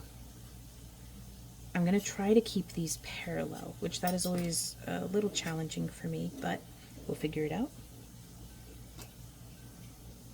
And I'm going to come down, I'm going to start on, we've got wires 1, 2, 3, and 4. 1, 2, 3, and 4 is how we'll start this. So I'm going to do 5 coils. 1, 2, 3, 4, 5, and getting them smushed. And I'm going to leave that tail wire on there just so I don't pull out my stitches. And we'll trim it when it's all said and done. But I'm going to scooch that all the way down. So we have those five coils. Yep. Okay. And then I'm going to go around 1, 2, around both, but coming up in between so that I'm only around this last one. And I'm going to come across, figure eighted, and just one, but then it's going to be 1 and 2 around both, but then we're going to come out around 1. It just, this starts weird is all. And then we figure 8, and it goes around 1 wire, and then 1 and 2 around both on this side, but it's going to come up and through right there, so that we come around and figure 8 around 1 wire, and then we're going to go 1 and 2, and then around this one, and we're just going to figure 8 it on over. So there's around that one, and then 1, 2, and then coming around to the front, and this one's going to figure 8 across. Now don't be worried if what you're doing is messy right now, because this is actually going to be the back of our bale.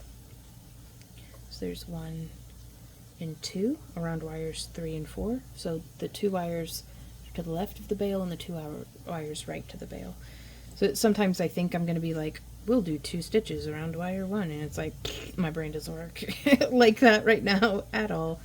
So there's 1 to ground that figure 8. Y'all, I think this might be one of the most advanced tutorials I've ever made, other than like maybe our owl tutorial, but I think you have it in you to rise to the challenge. Do not let this daunt you. You've got this. 1 and 2. Nobody can weave your creations but you. So if it's scary, that's okay.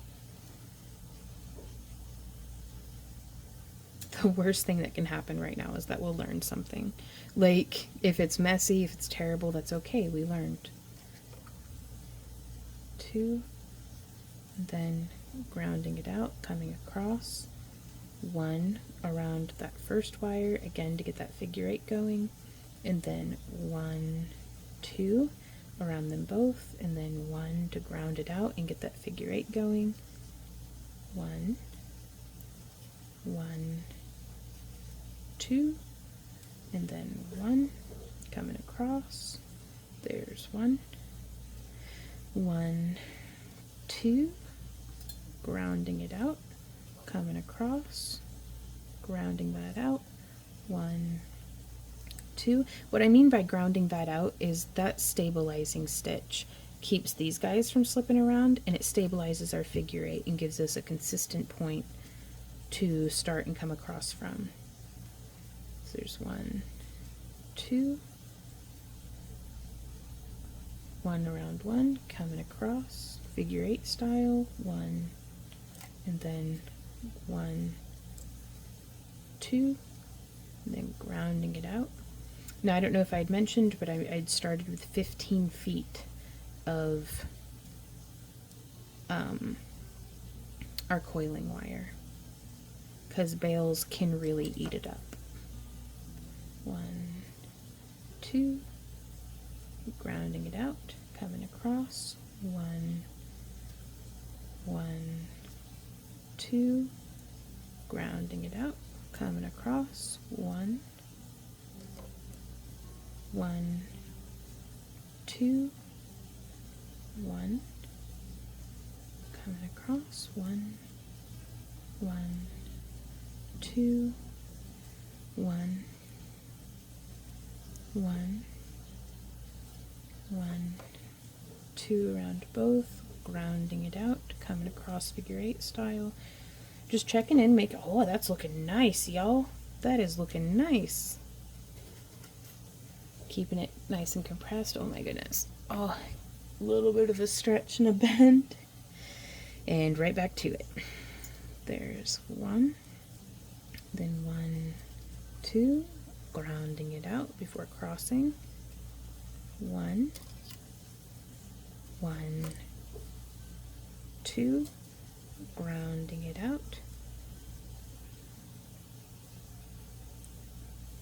coming across, 1, then 2 around both, and then 1, coming across, 1, 2 around both, 1, 2, grounding it out before coming across, 1, 1, 2. And so there's been a very slight increase here, and I think that's okay. And I'd like to keep that increase going because we're going to bring this forward into like, I think I'm going to call it a ram's head bale, just because I don't know what else to call it, but I'm bending this and everything involved back just a little bit more, just to give ourselves the space for the bale to come forward, because I want the center line of the bale to be in line with the rest of the pendant, both from the front and from the side.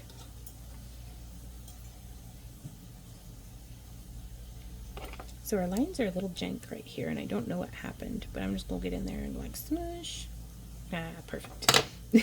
And also, before I forget, I'm gonna go ahead and just snip that, get that kind of squished into place. Okay, so there's one to ground that out, coming across, 1, 1, 2, 1, coming across, 1, 1, 2, grounding it out, coming across, 1, 1, 2, grounding that out, coming across, 1, 1, 2 around both, grounding it out, 1, 1, 2, grounding it out, coming across, 1, 1, 2, grounding it out, coming across, 1, 1, 2, grounding it out. So on each side, it's 1 around 1, 2 around both, 1 around 1, and then that figure 8 weave happens coming through here. And we do 1 around 1, and then 1, 2, and 1 around 1.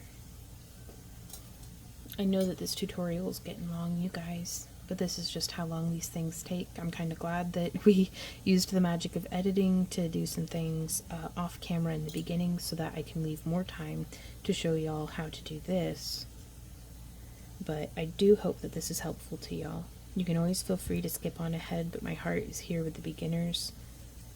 This might be your first complex piece, and if it is, let me know in the comments. Let me know how you're doing. Let me know where your struggles are. Let me know what you would like demonstrated more in future tutorials. You can always find a calendar of our events at backtoearthcreations.com, whether those are our in-person teaching events, vending events, or just new tutorials or live streams. We do something almost every day of the week since like 2016. So there's a lot of tutorials and content and different things that if you just want.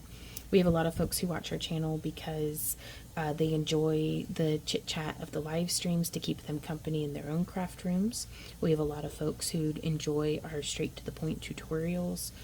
We have a lot of people, I think, who are here just to kind of see the, pardon my language, but bear witness to the shit show of, hashtag vending life, or, just to, trauma bond with other vendors or other artists who have turned what makes them happy into a job, and how to kind of deal with that and keep the joy in your crafting. So for whatever reason you are here, let me know down in the comments, and thank you guys for being here, because, well, you make my day. It's an absolute pleasure to get to craft myself into a tortured frenzy. But oh my gosh, it's coming along. I think that's far enough. I think we've done what we need to do. And so now I'm going to... Oof, I hope that this is a good thing. Let's see. Let's bind it off and see. That's all there is to do. So we'll go 1, 2, 3, 4, 5, 6, 7, 8, 9, and 10. And actually, I've got quite a bit of wire here. Let's go ahead and eat it up. So I'm going to continue this coil until I have about 75 coils, or almost an inch on both sides. Okay, so I've come here to the other side. We got about that much done. It's very lumpy and weird, but that's okay. My hands are getting quite tired.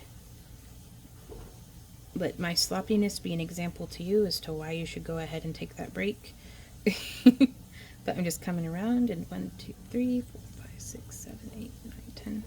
I really like functioning off the end here, because then I don't even really have to count, since I'm just going to a measurement distance. But it's so much easier for me to just do a quick coil off the end of my work, instead of having to cinch it down with my fingernail every time. There we go. And now we can go ahead and get that little bit snipped, get that little bit smushed, get it slid on down. There we go. Yep. Snipping there. Smushing. Ooh, we are getting close. Alright. I'm going to use a stick mandrel for this. You could totally use a knitting needle. Whatever you have works. And I want to start, this is what makes it kind of ram's heady, is I'm just bringing this around our stick mandrel or our knitting needle, just there where our wire ends, kind of, just bringing it around.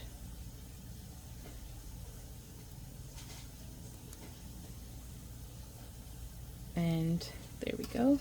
But now I want to bring this down the rest of the way. There we go. Oof. I guess we could have used a thicker mandrel, but I think you get the idea of it's just going to kind of coil and roll down over itself. There we go.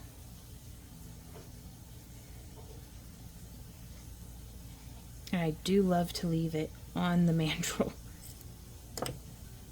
if I can, until I get to around this stage rather. And I'm just gonna snip these off on the end, because this 18 gauge, it holds its own. I just want to make sure that there's no like pokey bits, so I'm going to cut these off at an angle. Well, I did a pretty good job on that side, so. And now from here, we could put something thinner through to make sure, we want our chain to be able to fit through here.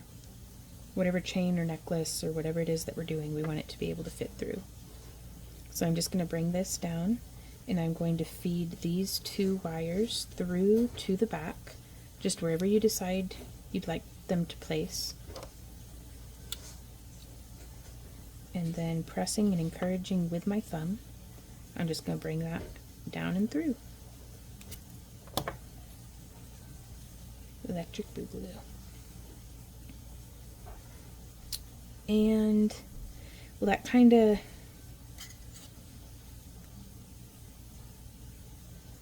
I don't know if that's my favorite, but I think that'll be okay. Maybe we can bring them both off to this side.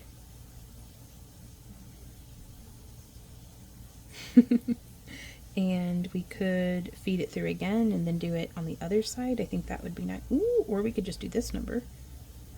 What's that? 1 off to each side. And we could coil them. We could do all sorts of stuff. But I think I'm just going to wrap it around our coil wire. Where's that T-pin? Oh, it's still on the ground somewhere. Which? So just bringing that through to bind off, and I want to try to hide this wire in with the other wires on the side. So there's that one, and I'm going to bend it but then open it up and snip. That way we can just tuck it like a wrapped loop or something. There we go. Perfect. Oh, and I can't quite get there to this side of that on this one. So what we may do instead is just come through, do a little bit of improvising, feed that up and through.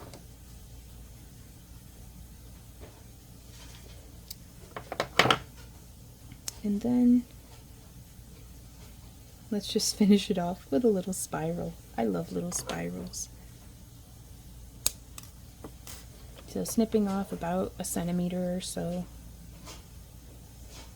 However much. If you want a very big spiral, give yourself a lot of wire. If you want just a little bit, do just a little bit. And then we'll just shape that on around. We could have coiled that if we wanted. We could have added a little bead.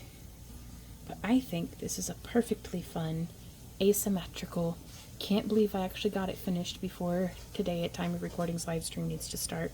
Like, I'm all sorts of pleased about this. And we can even come in, and if you want to do a little, like, just to make it a little bit more organic and wiggly and weird, then do that. We did it! We did it, you guys, and I'm pretty pleased. I think that's neat. I think that is pretty neat. Let's see. Yeah, it's really holding together. Hey y'all, thanks so much for hanging out with me during this video. If you have any questions, comments, or ideas, please leave them down below. I would love to see what y'all make following along with this project. So if you want to do like hashtag craft along with Vaughn, or at Back to Earth Creations on your social media of choice, that will get you on our radar so we can go through and see what you've been making. But thank you guys so much again. We do have our Happy Crafter Club. If you're interested in the kits that we send out each month, you can either get them as a subscription or as single time purchases at your leisure for if a kit is appealing to you, or you know, just whatever. We have those different options down in the video description, but I will see y'all in our next video. So until then, you guys, happy crafting. Mwah. Bye.